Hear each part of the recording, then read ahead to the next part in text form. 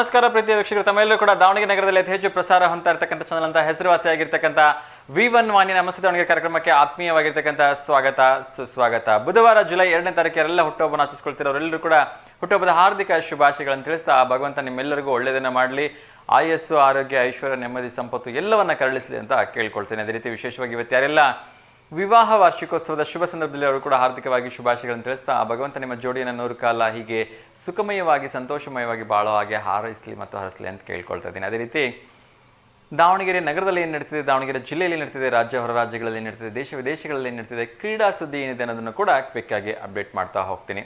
ಅದೆಲ್ಲದಕ್ಕಿಂತ ಮುಂಚಿತವಾಗಿ ಕಾರ್ಯಕ್ರಮವನ್ನು ಶುರು ಮಾಡುವಾಗ ಎಂದಿನಂತೆ ನಮ್ಮೆಲ್ಲ ಪ್ರೀತಿಯ ವೀಕ್ಷಕರ ಒಂದಷ್ಟು ಕಿವಿ ಮಾತುಗಳು. ಕಾರ್ಯಕ್ರಮದ ಪ್ರಾರಂಭದಲ್ಲಿ ಕಾರ್ಯಕ್ರಮಕ್ಕೆ ತಾವು ದಯವಿಟ್ಟು ಕರೆ ಮಾಡುವಾಗ ಟಿ ವಿ ವ್ಯಾಲ್ಯೂಮ್ನ ಸಂಪೂರ್ಣವಾಗಿ ಮ್ಯೂಟ್ ಮಾಡಿ ಅಂತ ಕೇಳ್ಕೊಳ್ತೀನಿ. ಯಾಕೆಂದರೆ ಕಾರ್ಯಕ್ರಮ ಇದು ನೇರ ಪ್ರಸಾರದ ಆಗಿದ್ದರೂ ಕೂಡ ನಿಮ್ಮ ಟಿ ವಿ ಪರದ ಮೇಲೆ ಪ್ರಸಾರ ಆಗಲಿಕ್ಕೆ 4 ರಿಂದ 5 ಸೆಕೆಂಡ್ ತಡಾಗಿದ್ದರಿಂದ ದಯವಿಟ್ಟು ಟಿ ವಿ ವ್ಯಾಲ್ಯೂಮ್ನ ಸಂಪೂರ್ಣವಾಗಿ ಮ್ಯೂಟ್ ಮಾಡಿ ಕರೆ ಮಾಡಿ ಅಂತ ಕೇಳ್ಕೊಳ್ತೀನಿ. ಅದೇ ರೀತಿ ಪ್ರಶ್ನೆಗಳಿಗೆ ಉತ್ತರಿಸುವಾಗ ದಯವಿಟ್ಟು 30 ಸೆಕೆಂಡ್ಗಳಿಂದ ಹೆಚ್ಚು ಸಮಯ ತೆಗೆದುಕೊಬೇಡಿ, ಯಾಕೆಂದರೆ ಬೇರೆಯವರು ಕೂಡ ಉತ್ತರ ಗೊತ್ತಿರುತ್ತೆ, ಅವ್ರು ಹೇಳೋಕ್ಕಾಗಲ್ಲ ಅಂತ ಹೇಳಿ ಫೀಲ್ ಮಾಡ್ಕೊಳ್ತಾರೆ ಅಂತ ಹೇಳ್ತಾ ಬನ್ನಿ ಒಂದು ನೇರವಾಗಿ ಒಂದು ಕರೆ ಬರ್ತದೆ, ಅವ್ರ ಜೊತೆ ಮಾತಾಡೋಣ. ನಮಸ್ತೆ ದಾವಣಗೆರೆ. ನಮಸ್ತೆ ಅಪ್ಪ. ಅಮ್ಮ ನಮಸ್ತೆ ಅಮ್ಮ, ಹೇಗಿದ್ದೀರಿ? ಆರಾಮದವಪ್ಪ, ನೀವು? ಹ್ಞೂ ಚೆನ್ನಾಗಿದ್ದೀನಿ. ತಿಂಡಿ ಆಯ್ತಾ? ಆತಪ್ಪ, ನಿಮ್ದು? ಇಲ್ಲಮ್ಮ, ಮಾಡ್ಬೇಕು. ಯಾಕ ಲೇಟ್ ಆಗಿತ್ತಲ್ಲ? ಒಂಚೂರು ಲೇಟ್ ಆಯ್ತು. ಹೇಳಿಮ್ಮ, ಯಾರಾದ್ರೂ ಶುಭಾಶಯ ಹೇಳ್ಬೇಕಾ? ಏನಿಲ್ಲಪ್ಪ, ನಿನ್ ಅನ್ನಾಗ ಮಾಡೋಣ ಅಂತ ಲಾಸ್ಟ್ ಮಾಡ್ದೆ, ಅದು ಮತ್ ಪ್ರೋಗ್ರಾಮ್ ಮುಗೀತಲ್ಲ. ಹೌದಮ್ಮ, ಹೌದು. ಅನ್ನಾಗ ಹುಟ್ಟದಬ್ಬ ಶುಭಾಶಯಪ್ಪ. ಥ್ಯಾಂಕ್ ಯು ಮಾ, ನಿಮ್ಮೆಲ್ಲರ ಆಶೀರ್ವಾದ ಹೀಗೆ ಇರ್ಲಿ. 100 ವರ್ಷ ಚೆನ್ನಾಗಿರ್ಲಿ, ಓದ್ಕೊಂಡ್ ಚೆನ್ನಾಗಿರ್ಲಿ. ಆಗ್ಲಿಮ್ಮ, ನಿಮ್ಮ ಆಶೀರ್ವಾದ ಯಾವಾಗ್ಲೂ ಇರ್ಲಿಮ್ಮ. ಏನ್ ತಿಂಡಿ ತಿಂದ್ರಿಮ್ಮ? ಏನಿಲ್ಲಪ್ಪ, ನಿನ್ನೆ ಮಾಡೋಣ ಅಂದೆ, ನಿನ್ನೆ ಸಿಗ್ಲಿಲ್ಲ. ಬಾಳ ತನಕ ಟ್ರೈ ಮಾಡಿದೆ ನಾನು. ನಿನ್ ಬಾಳ ಜನ ಮಾಡಿದ್ರು. ಹೌದು, ನಿನ್ನೆ ತುಂಬಾ ಜನ ಮಾಡಿದ್ರಮ್ಮ. ಹ್ಞೂನಪ್ಪ. ಮಗ ಎಲ್ಲ ಆರಾಮಿದಾರಲ್ಲ? ಹ್ಞೂನಪ್ಪ, ಆರಾಮದಾರ. ಆಗ್ಲಿ. ಏನ್ ತಿಂಡಿಮ್ಮ? ಅವಲಕ್ಕಿ ಮಾಡಿದ್ವಿ. ಅವಲಕ್ಕಿ ಮಾಡಿದ್ರಾ? ಆಗ್ಲಿ ಆಗ್ಲಿ, ತುಂಬಾ ಸಂತೋಷಮ್ಮ. ಕರೆ ಮಾಡಿದಕ್ಕೆ ಧನ್ಯವಾದಗಳಮ್ಮ. ಹಿಂಗೆ ಕರೆ ಮಾಡ್ತಾರೆ, ಒಳ್ಳೇದಾಗ್ಲಿಮ್ಮ. ಮಗನಿಗೆ ಕೇಳ್ದೆ ಅಂತ ಹೇಳಿಮ್ಮ. ಆಯ್ತಮ್ಮ, ನಮಸ್ಕಾರಮ್ಮ, ಥ್ಯಾಂಕ್ ಯು. ಎಸ್ ವೀಕ್ಷಕರ, ಅದೇ ರೀತಿ ತಾವು ದಯವಿಟ್ಟು ಕಾರ್ಯಕ್ರಮವನ್ನು ಬೆಳಗ್ಗೆ ನೋಡೋಕ್ಕಾಗಲ್ಲ ಅಂದರೆ ಸಂಜೆ ಕೂಡ ನಿಮಗೋಸ್ಕರ ಕಾರ್ಯಕ್ರಮ ವಿಶೇಷವಾಗಿ 6 ಗಂಟೆಯಿಂದ 7 ಗಂಟೆಗೆ ಮರುಪ್ರಸಾರ ಆಗುತ್ತೆ. ಅಲ್ಲಿ ಕಾರ್ಯಕ್ರಮವನ್ನು ಕೊಟ್ಕೊಂಡು ಆರಾಮಾಗಿ ನೀವು ನಿಮ್ಮ ಫ್ಯಾಮಿಲಿ ಜೊತೆ ಎಂಜಾಯ್ ಮಾಡ್ಬೋದು. ಯಾರಿಗೆ ಬೆಳಗ್ಗೆನೂ ಸಮಯ ಆಗೋದೇ ಇಲ್ಲ, ಯಾರಿಗೆ ಸಂಜೆನೂ ಕೂಡ ಸಮಯ ಆಗೋದೇ ಇಲ್ಲ, ಅವ್ರಿಗೋಸ್ಕರ ವಿಶೇಷವಾಗಿ ಈ ಕಾರ್ಯಕ್ರಮ ಸಂಪೂರ್ಣವಾಗಿ ನಮಸ್ತೆ ದೇವನಿಗೆ ಅಂತಕ್ಕಂಥ ಯೂಟ್ಯೂಬ್ ಚಾನಲ್ ಕೂಡ ಅಪ್ಲೋಡ್ ಆಗಿರುತ್ತೆ. ಅಲ್ಲೂ ಕೂಡ ಕಾರ್ಯಕ್ರಮವನ್ನು ನೋಡಿ ಎಂಜಾಯ್ ಮಾಡಿ, ಅದರ ಜೊತೆಗೆ ನಿಮ್ಮ ಅನಿಸಿಕೆ ಅಭಿಪ್ರಾಯಗಳನ್ನ ಮುಕ್ತವಾಗಿ ನೀವು ಇಲ್ಲಿ ಬರೋದು ತಿಳಿಸ್ಬೋದು. ಯಾವ ರೀತಿ ಕಾರ್ಯಕ್ರಮಗಳನ್ನ ನೀವು ನಿಮ್ಮ V1 ವಾಹಿನಿಯಲ್ಲಿ ನೋಡ್ಲಿಕ್ಕೆ ಇಷ್ಟಪಡ್ತೀರಿ, ಸಾಂಸ್ಕೃತಿಕ ಕಾರ್ಯಕ್ರಮಗಳಾಗಿರ್ಬೋದು, ಅಥವಾ ಬೇರೆ ಕ್ರೀಡಾ ಕಾರ್ಯಕ್ರಮಗಳಾಗಿರ್ಬೋದು, ಅಥವಾ ಬೇರೆ ಸತ್ಸಂಗ ಕಾರ್ಯಕ್ರಮಗಳಾಗಿರ್ಬೋದು, ಅಥವಾ ನಾಟಕಗಳಾಗಿರ್ಬೋದು, ಅಥವಾ ನಮ್ಮ ಒಂದು ಪ್ರೀತಿಯ ಇತ್ತೀಚಿನ ದಿನಗಳಲ್ಲಿ ಅತ್ಯಂತ ಫೇಮಸ್ ಆಗಿರ್ತಕ್ಕಂಥ ಯಕ್ಷಗಾನ ಆಗಿರ್ಬೋದು, ಅಥವಾ ಏನೋ ದೈವ ನರ್ತನ ಆಗಿರ್ಬೋದು, ಯಾವ ರೀತಿ ಕಾರ್ಯಕ್ರಮಗಳನ್ನ ನೀವು ನೋಡೋದಕ್ಕೆ ಇಷ್ಟಪಡ್ತೀವಿ ಅಂತ ನಮಗೆ ಕಾಮೆಂಟ್ ಬಾಕ್ಸಲ್ಲಿ ಬರುತ್ತೆ ತಿಳಿಸಿದ್ರೆ ಆ ರೀತಿಯ ಕಾರ್ಯಕ್ರಮಗಳನ್ನು, ಆ ರೀತಿಯ ಒಂದು ಪ್ರೋಗ್ರಾಮ್ಸ್ಗಳನ್ನ ಪ್ರಸಾರ ಮಾಡೋದಕ್ಕೆ ನಾವು ಕೂಡ ಹೆಚ್ಚು ಉತ್ಸುಕರಾಗಿದ್ದೀವಿ ಅಂತ ಹೇಳ್ತಾ ಇನ್ನೊಂದು ಕರೆ ಬರ್ತಾ ಇದೆ, ಅವ್ರ ಜೊತೆ ಕೂಡ ಮಾತಾಡೋಣ. ಸುಧಾ ಮೇಡಮ್ ಅಂತ ಅಂದ್ಕೊಳ್ತೀನಿ. ನಮಸ್ತೆ ದಾವಣಗೆರೆ. ನಮಸ್ತೆ ಸುಧಾ ಮೇಡಮ್, ಹೇಗಿದ್ದೀರಿ? ಸ್ಪೀಕರ್ ಆಫ್ ಮಾಡ್ಬಿಡಿಮ್ಮ, ಯಾಕೋ ವಾಯ್ಸ್ ಒಂಚೂರು ಡಿಸ್ಟರ್ಬೆನ್ಸ್ ಬರ್ತಾ ಇದೆ. ಸ್ಪೀಕರ್ ಆಫ್ ಮಾಡಿಬಿಡಿ, ಮತ್ತು ಟಿವಿಯಿಂದ ಒಂಚೂರು ದೂರ ಬನ್ನಿ ಮ್ಯಾಮ್. ಮೊಬೈಲ್ ಸ್ಪೀಕರ್ ವಾಯ್ಸ್ ಕ್ಲಿಯರಾಗಿ ಕೇಳಿಸ್ತಾ ಇಲ್ಲ ನನಗೆ.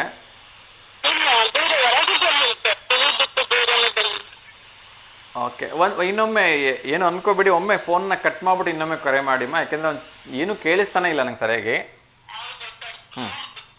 Okay ma'am, thank you.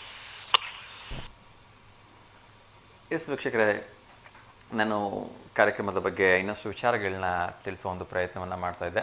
ಪ್ರಾರಂಭದಲ್ಲಿ ಒಂದು ರಕ್ತದ ಅವಶ್ಯಕತೆ ಇದೆ, ಸೊ ತುಂಬ ಎಮರ್ಜೆನ್ಸಿ ಇದೆ ಅಂತೆ. ಆ ಒಂದು ರಕ್ತದ ಅವಶ್ಯಕತೆ ಕುರಿತಾಗಿ ಹೇಳ್ಬಿಡ್ತೀನಿ. ನಮ್ಮ ದಾವಣಗೆರೆ SS ಹಾಸ್ಪಿಟ್ಲಲ್ಲಿ ಇರ್ತಕ್ಕಂಥ ಒಂದು ಪೇಷಂಟ್ಸ್ಗೆ ಬೇಕಾಗಿದೆ, ಅರ್ಜೆಂಟಾಗಿ ಒಂದು ಸರ್ಜರಿ ಆಗಬೇಕಾಗಿದೆ, O ನೆಗೆಟಿವ್ ಫ್ರೆಶ್ ಬ್ಲಡ್ ಬೇಕಿದೆ ಅಂತೆ. ಸೊ ಒಂದು ಕಾಂಟ್ಯಾಕ್ಟ್ ನಂಬರ್ನ ಹೇಳ್ತಾ ಇದ್ದೀನಿ, 9741622990. ಇನ್ನೊಮ್ಮೆ ಹೇಳ್ತಾ ಇದ್ದೀನಿ, 9741622990. ಏನು ನೆಗೆಟಿವ್ ಫ್ರೆಶ್ ಬ್ಲಡ್ ಬೇಕಾಗಿದೆ ಸರ್ಜರಿಗೋಸ್ಕರ, SS ಹಾಸ್ಪಿಟಲ್ಗೆ ಬೇಕಾಗಿರ್ತಕ್ಕಂಥದ್ದು. ದಯವಿಟ್ಟು ಯಾರಾದರೂ ಒಂದು ನೆಗೆಟಿವ್ ರಕ್ತ ಇರ್ತಕ್ಕಂಥವ್ರು ರಕ್ತದಾನ ಮಾಡಿ ಒಂದು ಜೀವನ ಉಳಿಸಿ ಅಂತ ಹೇಳಿ ನಾನು ಕೂಡ ತಮ್ಮಲ್ಲಿ ವಿನಮ್ರವಾಗಿ ಕೇಳ್ಕೊಳ್ತಾ, ಸೊ ನಮ್ಮ ಸುಧಾ ಮೇಡಮ್ ಲೈನಲ್ಲಿ ಇದ್ದಾರೆ. ನಮಸ್ತೆ ಸುಧಾ ಮೇಡಮ್, ಹೇಳಿ. ನಮಸ್ತೆ ಸರ್. ಇವಾಗ ಕ್ಲಿಯರ್ ಆಗಿ ಕೇಳ್ತಾ ಇದೆ. ಬಹುಶಃ ಅವಾಗ ಒಂಚೂರು ನೆಟ್ವರ್ಕ್ ಏನಾದ್ರು ಇಶ್ಯೂ ಇತ್ತು ಅಂತ ಅನ್ಸುತ್ತೆ. ಹೇಳಿಮ್ಮ, ಯಾರಿಗಾದ್ರೂ ಶುಭಾಶಯ ಹೇಳ್ಬೇಕಾ? ಹಲೋ. ನಿಮ್ಮ ಮಗಳಿಗೆ ಹುಟ್ಟುಹಬ್ಬದ ಶುಭಾಶಯಗಳು ಸರ್. ಅವರಿಗೆ ದೇವರು ಆಯುಷ್ಯ ಆರೋಗ್ಯ ಭಾಗ್ಯ ವಿದ್ಯೆ ಎಲ್ಲ ಕೊಡ್ಲಿ ಅಂತ ಕೇಳ್ತೀವಿ sir. Thank you so much ಮಾ. ಸೊ ನಿಮ್ಮ ಎಲ್ಲರ ಆಶೀರ್ವಾದ ಆ ಮುದ್ದಕ್ಕಂದ ಮೇಲೆ ಇರಲಿ ಅಂತ ಕೇಳ್ಕೊಳ್ತೀನಿ ಮಾ. ಥ್ಯಾಂಕ್ ಯು ಮಾ. ಸೊ ಒಂದು ಪ್ರಶ್ನೆ ಕೇಳ್ಬೋದಾ? ಕೇಳ್ರಿ ಸರ್. ಓಕೆ, ಇದೊಂದು ಒಗಟು ತುಂಬ ಸುಲಭ. ನಿಮಗೆ ಹೆಣ್ಮಕ್ಳಿಗೆ ಒಗಟು ಬಿಡಿಸೋದು ಅಂದರೆ ತುಂಬ ಇಷ್ಟ. ತುಂಬ ಸಿಂಪಲ್ ಆಗಿರ್ತಕ್ಕಂಥ ಒಗಟು. ಕಣ್ಣಿಗೆ ಹತ್ತಿರ, ಕಾಲಿಗೆ ದೂರ.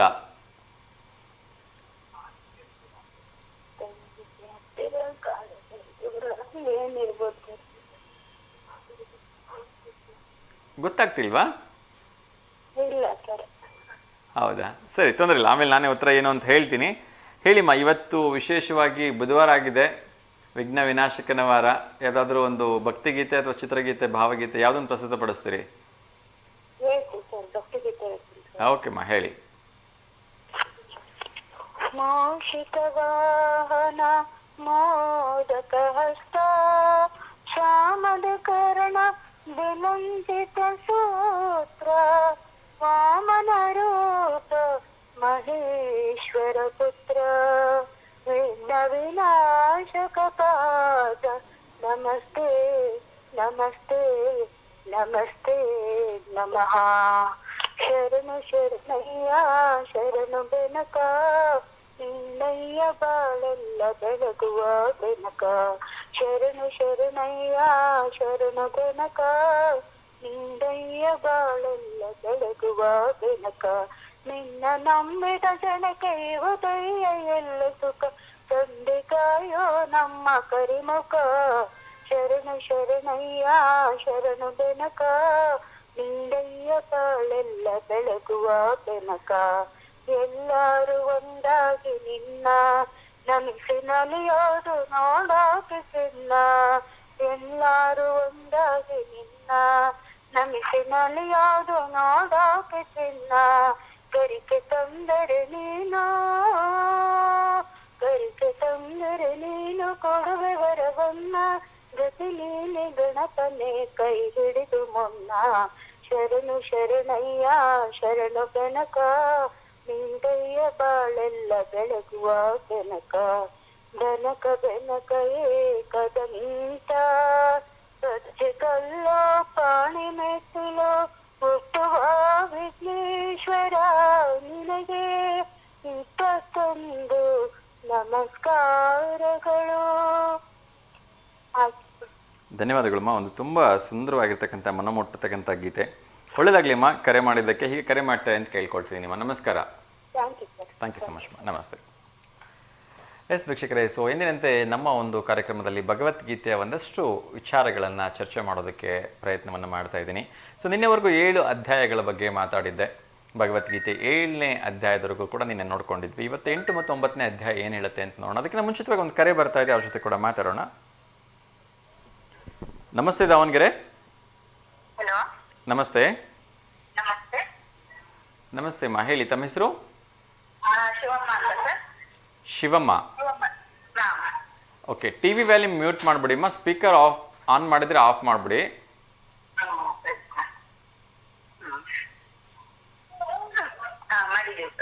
ಹೇಳಿಮ್ಮ, ಎಲ್ಲಿಂದ ಕರೆ ಮಾಡ್ತಾ ಇರೋದು? ದಾವಣಗೆರೆಯಿಂದ. ಓಕೆ, ಯಾರಿಗಾದ್ರೂ ಶುಭಾಶಯ ಹೇಳಬೇಕಿತ್ತಮ್ಮ? ಹೇಳಿಮ್ಮ. ನನ್ ಮಗನ್ ಮದ್ವೆ ದಿವಸ ನಿನ್ನೆ ಮಾಡಕ್ ಆಗ್ಲಿಲ್ಲ. ಅದಕ್ಕೋಸ್ಕರ ಮಾಡಿದ್ರಿ ಸರ್. ಅವ್ರಿಗೆ ವಿಶ್ ಮಾಡ್ಬಿಡಿ ಸರ್. ಖಂಡಿತಮ್ಮ. ಅವ್ರ ಹೆಸರೇನಮ್ಮ? ಶಿವರಾಜ್ ನಂದು ಅಂತ. ಓಕೆ, ಶಿವರಾಜ್ ನಂದು ಅವರಿಗೆ ವಿವಾಹ ವಾರ್ಷಿಕೋತ್ಸವದ ಹಾರ್ದಿಕ ಶುಭಾಶಯಗಳನ್ನು ತಿಳಿಸ್ತಾ ಇದ್ದೀನಿ. ಸೊ ಅವರ ಪ್ರೀತಿಯ ತಾಯಿ ಶಿವಮ್ಮ ಅವ್ರು ಕರೆ ಮಾಡಿ ಶುಭಾಶಯ. ಸಣ್ಣ ಪಾಪು ಇದೆ, ಅವ್ರಿಗೆ ಹಾಯ್ ಹೇಳ್ಬಿಡಿ. ಖಂಡಿತಮ್ಮ. ಮನೆ ಇರ್ತಕ್ಕಂಥ ಎಲ್ಲ ಪುಟಾಣಿಗಳಿಗೆ ನನ್ನ ಕಡೆಯಿಂದ ಹಾಯ್ ಹೇಳ್ತಾ ಇದ್ದೀನಿ. ಅಂಜನಾ ಅಂಜನಾ ಅಂತ ಹೇಳ್ರಿ ಅವಳ ಹೆಸರು ನೀವೇ. ಅಂಜನಾ ಅಂತನಾ? ಓಕೆ, ಅಂಜನಾ ಪುಟಾಣಿಗೆ ನನ್ನ ಕಡೆಯಿಂದ ಹಾಯ್ ಹೇಳ್ತಾ ಇದ್ದೀನಿ ಮಾ. Thank you. ಮತ್ತೆ ಯಾರಿಗಾದ್ರೂ ಶುಭಾಶಯ ಹೇಳ್ಬೇಕಮ್ಮ? ಮತ್ತೆ ಆಗ್ಲಿಲ್ಲ ಸರ್. ಓಕೆ, ಎಷ್ಟನೇ ವರ್ಷ ಮದುವೆ ಆಗಿ? ಇವಾಗ 4 ತುಂಬ 5ರಲ್ಲಿ ಸರ್. 4 ತುಂಬ 5ನೇ ವರ್ಷನಾ? ಓಕೆ, ಸೊ ಹೀಗೆ 100 ಕಾಲ ನಿಮ್ಮ ಮಗಳು ಅಳಿಯ ಚೆನ್ನಾಗಿ ನಗ್ನಗ್ತಾ, ಓಕೆ, ಮಗ ಸೊಸೆ ಚೆನ್ನಾಗಿ ನಗ್ನಗ್ತಾ 100 ಕಾಲ ಜೊತೆಯಾಗಿ ಬಾಳಲಿ ಅಂತ ಹೇಳಿ ಆ ಭಗವಂತನ ಹತ್ರ ನಾವು ಕೂಡ ಕೇಳ್ಕೊಳ್ತೀವಮ್ಮ. ಸೊ ನಮ್ಮ ಕಡೆಯಿಂದನೂ ಅವ್ರಿಗೆ ಮತ್ತೊಮ್ಮೆ ಶುಭಾಶಯಗಳನ್ನು ತಿಳಿಸ್ಬಿಡಿಮ್ಮ. ಫೋಟೋ ಏನಾದರೂ ಕಳಿಸಿದ್ದೀರಾ? ಫೋಟೋ ಏನಾದರೂ ಕಳಿಸ್ಕೊಟ್ಟಿದ್ದೀರಾ? ಇಲ್ಲ ಕಳ್ಸಿಲ್ಲ ಸರ್. ಓಕೆ, ಸಾಧ್ಯವಾದರೆ ಇವತ್ತೊಂದು ಫೋಟೋ ಕಳಿಸ್ಕೊಡಿ, ನಾಳೆ ಮತ್ತೆ ಫೋಟೋ ಪ್ರಸಾರ ಮಾಡೋ ಪ್ರಯತ್ನವನ್ನು ಮಾಡ್ತೀನಿ ಮಾ. ಸರಿ ಸರ್. ಓಕೆಮ್ಮ, ಒಳ್ಳೇದಾಗಲಿ, ನಮಸ್ಕಾರ. ಇದೇ ನಂಬರ್ಗೆ ಕಳಿಸ್ಬೇಕು ಸರ್? ಹೌದಮ್ಮ, ಇದೇ ನಂಬರಿಗೆ ಫೋಟೋ ಜೊತೆ ಹೆಸರು, ಅವ್ರದ್ದು ಇದು ಆ್ಯನಿವರ್ಸರಿ ಡೇಟ್ ಅದೆಲ್ಲ ಬರೆದು ಕಳಿಸ್ಬೇಕಮ್ಮ. ಸರಿ ಸರಿ ಸರ್. ಓಕೆಮ್ಮ, ಒಳ್ಳೇದಾಗಲಿ, ನಮಸ್ಕಾರ.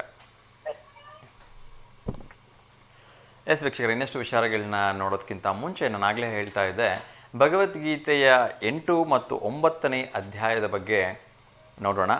ಇನ್ನೊಂದು ಕರೆ ಬರ್ತಾ ಇದೆ, ಅವ್ರ ಜೊತೆ ಮಾತಾಡ್ತಾ ಆ ವಿಚಾರಗಳನ್ನ ಚರ್ಚೆ ಮಾಡೋಣ. ನಮಸ್ತೆ ದಾವಣಗೆರೆ. ಹಲೋ, ಕರೆ ಕಟ್ಟಾಯಿತು. 8ನೇ ಅಧ್ಯಾಯದ ಬಗ್ಗೆ ಹೇಳ್ತಾ ಇದ್ದೆ.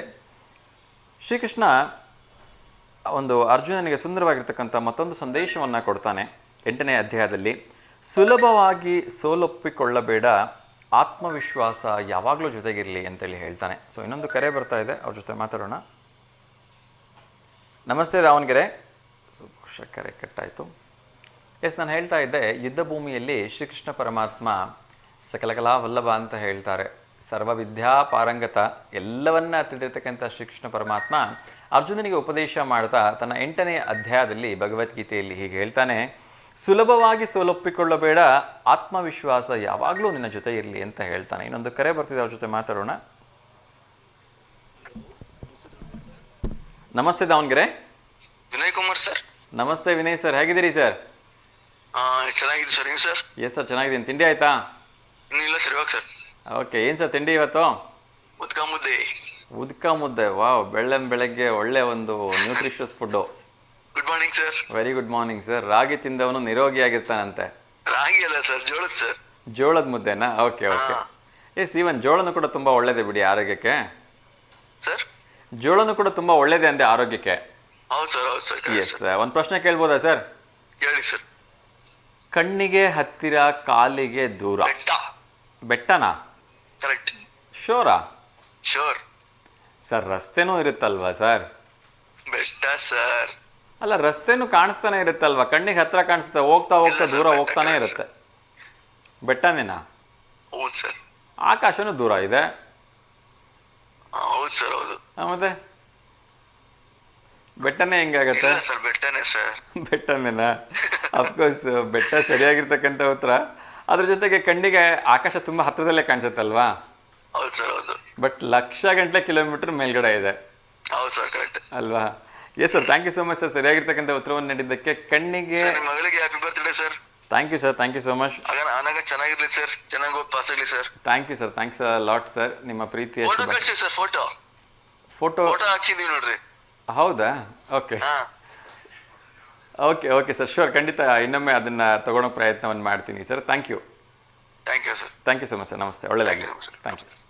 ಜಯ ಆಂಜನೇಯ ಸರ್. ಜಯ ಆಂಜನೇಯ ವಿನೇಶ್. ಎಸ್ ವೀಕ್ಷಕರೇ, ಸೊ ಮೊದಲನೇ ಪ್ರಶ್ನೆಗೆ ಸರಿಯಾಗಿರ್ತಕ್ಕಂಥ ಉತ್ತರ ಖಂಡಿತವಾಗ್ಲೂ ಬೆಟ್ಟ. ಕಣ್ಣಿಗೆ ಹತ್ತಿರ, ಕಾಲಿಗೆ ಮಾತ್ರ ದೂರ. ಬೆಟ್ಟ ಯಾವಾಗಲೂ ನೋಡ್ತಾ ಹೋದರೆ ಕಣ್ಣಿಗೆ ತುಂಬ ಹತ್ತಿರದಲ್ಲಿದೆ ಅಂತ ಅನಿಸುತ್ತೆ, ಆದರೆ ನಡೀತಾ ಹೋದಾಗಲೇ ಗೊತ್ತಾಗೋದು ಅದು ಎಷ್ಟು ದೂರ ಇದೆ ಅಂಥೇಳಿ. ಸೊ ಆಕಾಶನೂ ಹಾಗೆ ಅಲ್ವಾ, ನಮಗೆ ನೋಡಿದ್ರೆ ಎಲ್ಲೋ ಒಂದು ಹಂತದಲ್ಲಿ ಕೆಲವೊಂದು ಪ್ಲೇಸಸ್ ಇದೆ ಪರ್ಟಿಕ್ಯುಲರ್ ಆಗಿ, ಅಲ್ಲಿ ನಿಂತ್ಕೊಂಡು ನೋಡ್ಬಿಟ್ರೆ ನಮ್ಮ ಕಾಲು ಕಡೆಗಿದೆಯೋ ಕಾಲು ಕೆಳಗಿದೆಯೋನೋ ಅನಿಸ್ಬಿಡುತ್ತೆ ಆಕಾಶ. ಸೊ ಆದರೆ ಅದು ಎಷ್ಟು ಎತ್ತರದಲ್ಲಿರಬೇಕು ಅಷ್ಟು ಎತ್ತರದಲ್ಲಿದೆ. ಎಸ್, ಇನ್ನಷ್ಟು ವಿಚಾರಗಳನ್ನ ನೋಡ್ತಾ ಹೋಗಿ ನಾನು ಆಗಲೇ ಹೇಳ್ತಾ ಇದ್ದೆ, ಭಗವಂತ ಶ್ರೀಕೃಷ್ಣ ಪರಮಾತ್ಮ 8ನೇ ಅಧ್ಯಾಯದಲ್ಲಿ, ಭಗವದ್ಗೀತೆ 8ನೇ ಅಧ್ಯಾಯದಲ್ಲಿ ಅರ್ಜುನನಿಗೆ ಹೇಳ್ತಾನೆ, ಯಾವತ್ತೂ ಕೂಡ ನೀನು ಸುಲಭವಾಗಿ ಸೋಲೊಪ್ಪಿಕೊಳ್ಬೇಡ, ಅದೇ ರೀತಿ ಯಾವತ್ತೂ ಕೂಡ ಆತ್ಮವಿಶ್ವಾಸ ನಿನ್ನ ಜೊತೆಗಿರಲಿ ಅಂತ ಹೇಳ್ತಾರೆ. ಯಾವುದೇ ಒಂದು ವಿಚಾರಗಳಲ್ಲಾಗಲಿ ಇತ್ತೀಚಿನ ದಿನಗಳಲ್ಲಿ ಈ ಯೂತ್ಸ್ಗೆ ತುಂಬ ಅಪ್ಲಿಕೇಬಲ್ ಆಗ್ತಕ್ಕಂಥ ಒಂದು ಸುಂದರವಾಗಿರ್ತಕ್ಕಂಥ ಸಾಲು. ಏಕೆಂದರೆ ಕೇವಲ ಒಂದು SSLCಲೋ PUCಲೋ ಒಂದಷ್ಟು ಕಡಿಮೆ ಅಂಕ ಬಂದುಬಿಟ್ರೆ ಸಾಕು, ಅಥವಾ ಒಂದು ಸಬ್ಜೆಕ್ಟೋ 2 ಸಬ್ಜೆಕ್ಟೋ ಫೇಲ್ ಆಗಿಬಿಟ್ರೆ ಸಾಕು, ಫಸ್ಟು ಹೋಗ್ಬಿಟ್ಟು ಅವ್ರ ಕಣ್ಣಿಗೆ ಕಾಣಿಸ್ಕೊಳ್ತಕ್ಕಂಥ ಏಕೈಕ ಮಾರ್ಗ ಅಂದರೆ ಸೂಸೈಡು. ಸೊ ಅಂಥ ಎಲ್ಲ ಆತ್ಮವಿಶ್ವಾಸದ ಕೊರತೆ ಇರ್ತಕ್ಕಂಥವ್ರಿಗೆ ಭಗವಂತ ಶ್ರೀ ಕೃಷ್ಣ ಪರಮಾತ್ಮನೇ ಹೇಳಿದ್ದಾನೆ, ಅರ್ಜುನನ ಒಂದು ಎಕ್ಸಾಂಪಲ್ ಆಗಿಟ್ಕೊಂಡು. ಇನ್ನೊಂದು ಕರೆ ಬರ್ತಿದೆ, ಅವ್ರ ಜೊತೆ ಮಾತಾಡೋಣ. ನಮಸ್ತೆ ದಾವಣಗೆರೆ. ನಮಸ್ತೆ ಸರ್. ನಮಸ್ತೆ ಮಂಜುಳಾ ಮೇಡಮ್, ಹೇಗಿದ್ದೀರಿ? ಹಾ, ಚೆನ್ನಾಗಿದೆ ಸರ್. ತಿಂಡಿ ಆಯ್ತಾ? ಹಾ, ಆಯ್ತು ಸರ್. ಏನು ಮೇಡಮ್ ಇವತ್ತು ವಿಶೇಷ? ಬಿಸಿಬೇಳೆ ಬಾತು. ವಾವ್, ಬಿಸಿಬೇಳೆ ಬಾತು. ಓಕೆ, ಹೇಳಿಮ್ಮ, ಯಾಕಾದರೂ ಶುಭಾಶಯ ಹೇಳಬೇಕಾ? ಇಲ್ಲ ಸರ್. ಓಕೆ, ಸೊ ನೇರವಾಗಿ ಪ್ರಶ್ನೆನ ಕೇಳ್ಬೋದಾ? ಹಾಂ ಸರ್. ಓಕೆ, ನಿಮ್ಮ ಒಂದು ಪ್ರಶ್ನೆ ಬಂದು, ಕರ್ನಾಟಕದಲ್ಲಿ ದೊರೆತ ಮೊದಲ ಸಂಸ್ಕೃತ ಶಾಸನ ಯಾವುದು ಅಂತ ಹೇಳಿ. ಸರ್ ಯಾವ್ಯಾವ ಹಲ್ಮಿಡಿ ಶಾಸನ ಸರ್? 4 ಆಪ್ಷನ್ಸನ್ನು ಹೇಳ್ತಾ ಇದ್ದೀನಿ. ಮೊದಲನೇದು ನೀವು ಹೇಳಿದಾಗೆ ಹಲ್ಮಿಡಿ ಶಾಸನ, ಎರಡನೇದು ತಾಳಗುಂದ ಶಾಸನ, ಮೂರನೇದು ಐಹೊಳೆ ಶಾಸನ, ನಾಲ್ಕನೇದು ತಾಮ್ರಪಟು ಶಾಸನ. ಹಲ್ಮಿಡಿ ಶಾಸನ ಸರ್. ಶೋರಾ? ಹೌದು ಸರ್. ಇದ್ರ ಬಗ್ಗೆ ತಿಳ್ಕೊಂಡಿದ್ದೀರಾ? ಅದೇ ಹಲ್ಮಿಡಿ ಶಾಸನ ಕರ್ನಾಟಕದಲ್ಲಿ ಮೊದಲನೇ ಶಾಸನ ದೊರೆತಿದ್ದು ಹಲ್ಮಿಡಿ ಶಾಸನ ಅಂತ ಓದಿದ್ರು, ಹೈಸ್ಕೂಲಲ್ಲಿ ಓದಿದ್ರು. ಏನು ನಿಮ್ಮ ಪ್ರಕಾರ ಈ ಶಾಸನ ಅಂತಂದ್ರೆ ಏನು ಮೇಡಮ್? ಅಂದ್ರೆ ಅವಾಗಿನ ಕಾಲದಲ್ಲಿ ಶಾಸನ ಅಂದ್ರೆ ಈಗ ರಾಜರ ಆಡಳಿತ ನಡೆಸ್ತಿದ್ರಲ್ಲ ಸರ್, ಅವಾಗ ರೆಕಾರ್ಡ್ಸ್ಗಳು ಇರ್ಲಿಲ್ಲಲ್ಲ. ಹೌದು. ಅವಾಗ ಕಲ್ಲಿನ ಮೇಲೆ ಕೆತ್ತಾ ಇದ್ರು, ನಾವು ನಮ್ ಪೀರಿಯಡ್ ನಲ್ಲಿ ಇಂತಿಂತ ಕೆಲಸಗಳು ಮಾಡಿದ್ವಿ ಅಂತ ಹೇಳ್ಬಿಟ್ಟು, ಶಿಲಾಶಾಸನಗಳು ಅಂತಂದ್ ಹೇಳ್ಬಿಟ್ಟು.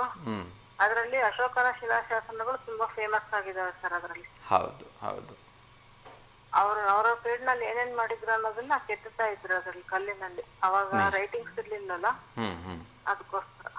ಹೌದು. ಸೊ ಆವಾಗ ಎಲ್ಲ ಸರಿಸುಮಾರು ಸಾವಿರಾರು ವರ್ಷಗಳ ಕಾಲ ಈ ಕೆತ್ತನೆ ಅಂತಕ್ಕಂಥದ್ದು ಏನಿತ್ತು ಅಷ್ಟೊಂದು ಸುಂದರವಾಗಿ ಕಲ್ಲಿನಲ್ಲೇ ಮೂಡಿ ಬರ್ತಾ ಇತ್ತು.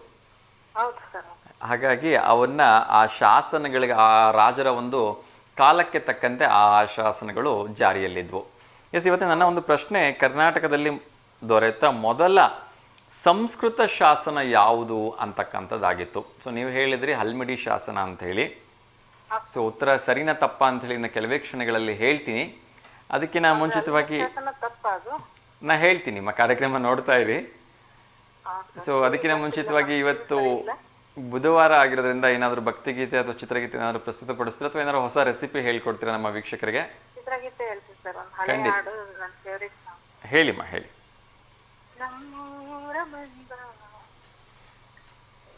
ನನ್ನಲುಮೆ ಬಂದಳ ಜಾತಿಗೆ ಬಳಿ ಬಂದ ಬಾಳಲು ಬರಿಯಾದ ಮನದ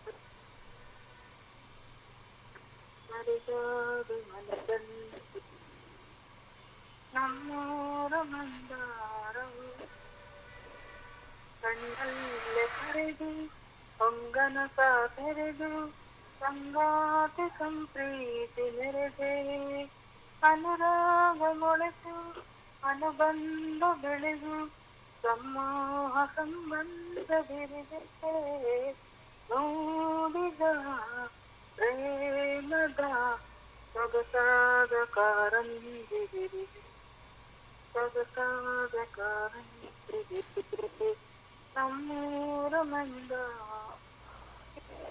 ನನ್ನಲುಮೆ ಬಾಂಧಳದ ಚೆಲುವೆ ಬಳಿ ಬಂದು ಬಾಳಲು ತೆರೆದು ಸರಿಗಾದ ಮನದಲ್ಲಿ.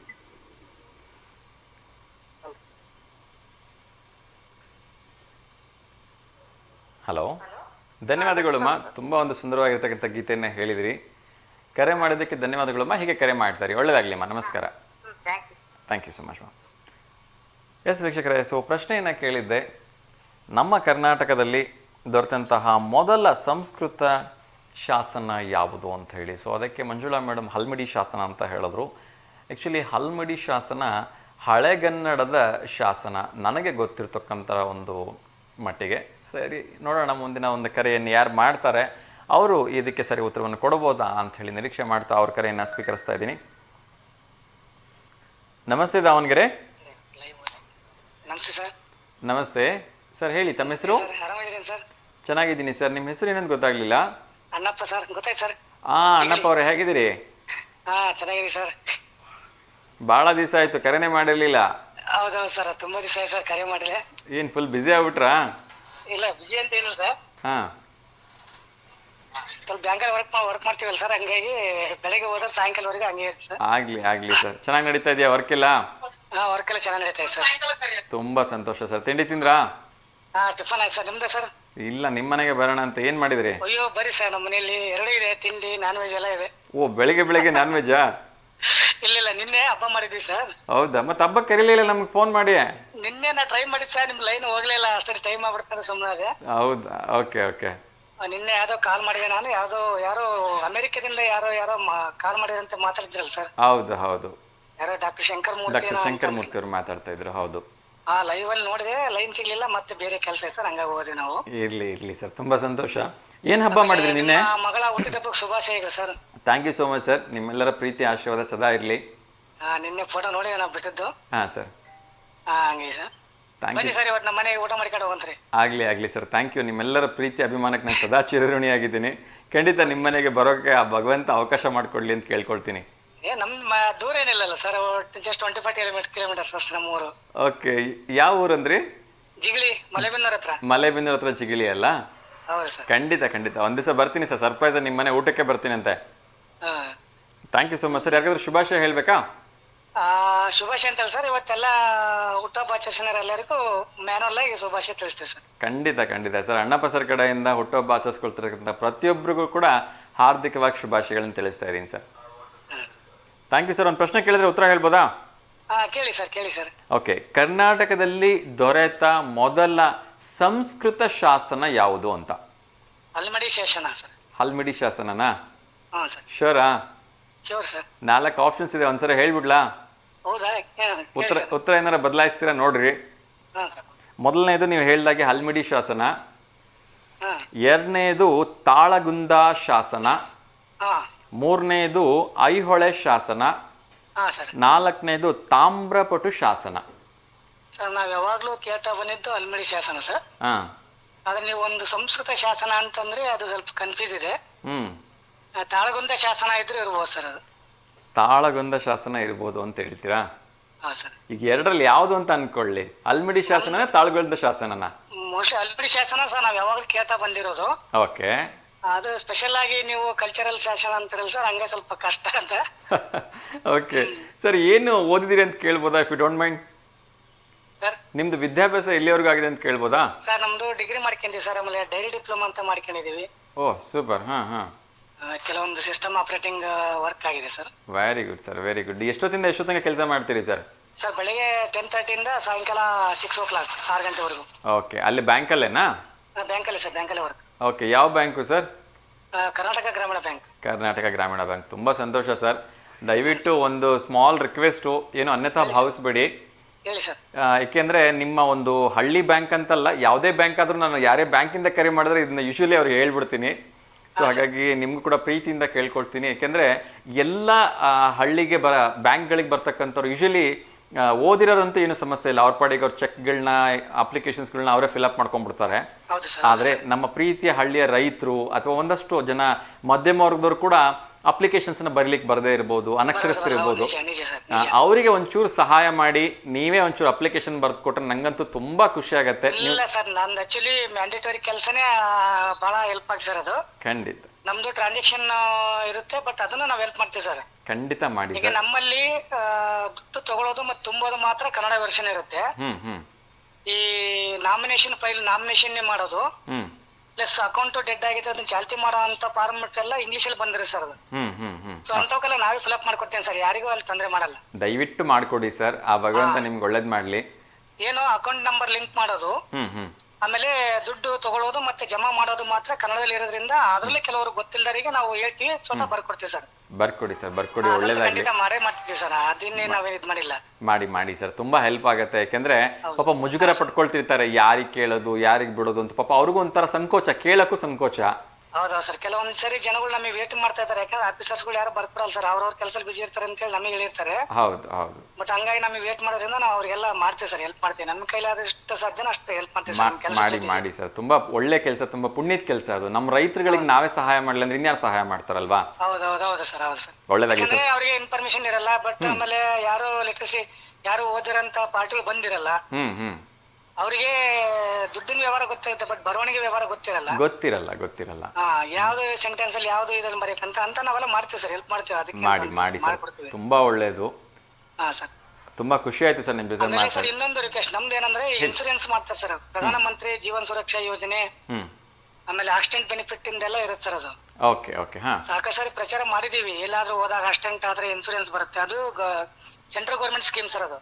ಓಕೆ. ಅದು ಕಂಪಲ್ಸರಿ, ನೀವಲ್ಲ ಎಲ್ಲರೂ ಬ್ಯಾಂಕ್ ಅಕೌಂಟ್ ಇರೋ ಎಲ್ಲರೂ ಮಾಡ್ಬೇಕು ಸರ್, ಮಾಡಿಸ್ಬೇಕು ಸರ್ ಅದನ್ನ. ಸರ್ ನಾನು ಮಾಡಿಸ್ಕೊಂಡಿದ್ದೀನಿ, PMKVY ಅಲ್ವಾ? PMJJY PMSPY ಅಂತ ಹೇಳಿ. ಓಕೆ. ಪ್ರಧಾನಮಂತ್ರಿ ಜೀವನ್ ಜ್ಯೋತಿ ಅಂದ್ರೆ 40 ವರ್ಷ ಒಳಗಿರೋರಿಗೆ ಮಾಮೂಲಾಗಿ ತೀರ್ಕೊಂಡ್ರೆ 2 ಲಕ್ಷ ರೂಪಾಯಿ ಕೊಡ್ತಾರೆ. ಪ್ರಧಾನಮಂತ್ರಿ ಸುರಕ್ಷಾ ಬಿಮಾ ಯೋಜನೆ ಅಂದ್ರೆ ಆಕ್ಸಿಡೆಂಟ್ ಬೆನಿಫಿಟ್ ಯಾವ್ದಾದ್ರು ಆಗ್ಬಹುದು. ವೆಹಿಕಲ್ ಆಕ್ಸಿಡೆಂಟ್ ಆಗ್ಬಹುದು, ಕರೆಂಟ್ ಶಾರ್ಟ್ ಅಕೌಂಟ್ ಆಗ್ಬಹುದು, ಆಮೇಲೆ ಸಿಡ್ಲು ಗುಡುಗಿಯಿಂದ ಏನಾರ ಆಗುತ್ತಲ್ಲ ಸರ್, ಆತರ ಇನ್ಸಿಡೆಂಟ್ ಆದರೂ ಕೂಡ ಅವರು ಅಪ್ಲೈ ಮಾಡ್ಬೋದು ಸರ್ ಆಕ್ಸಿಡೆಂಟ್ ಅಂತ ಹೇಳಿ. ಅವ್ರಿಗೆ 2 ಲಕ್ಷ ರೂಪಾಯಿ ದುಡ್ಡು ಕೊಡ್ತಾರೆ ಸರ್. ಓಕೆ ಅಣ್ಣಪ್ಪ ಅವರೇ, ಇದ್ರ ಬಗ್ಗೆ ಒಂದೇ ಒಂದು ಕ್ಲಾರಿಫಿಕೇಶನ್ ಬೇಕು ನಂಗೆ. ಸೊ ನಮ್ಮೆಲ್ಲ V1 ವಾಹಿನಿ ವೀಕ್ಷಕರು ಕಾರ್ಯಕ್ರಮ ನೋಡ್ತಾ ಇದ್ದಾರೆ. ಸೊ ಇದು ವರ್ಷಕ್ಕೆ ಒಮ್ಮೆ ಕಟ್ ಆಗ್ತಕ್ಕಂತ ಅಮೌಂಟ್ ಅಲ್ವಾ?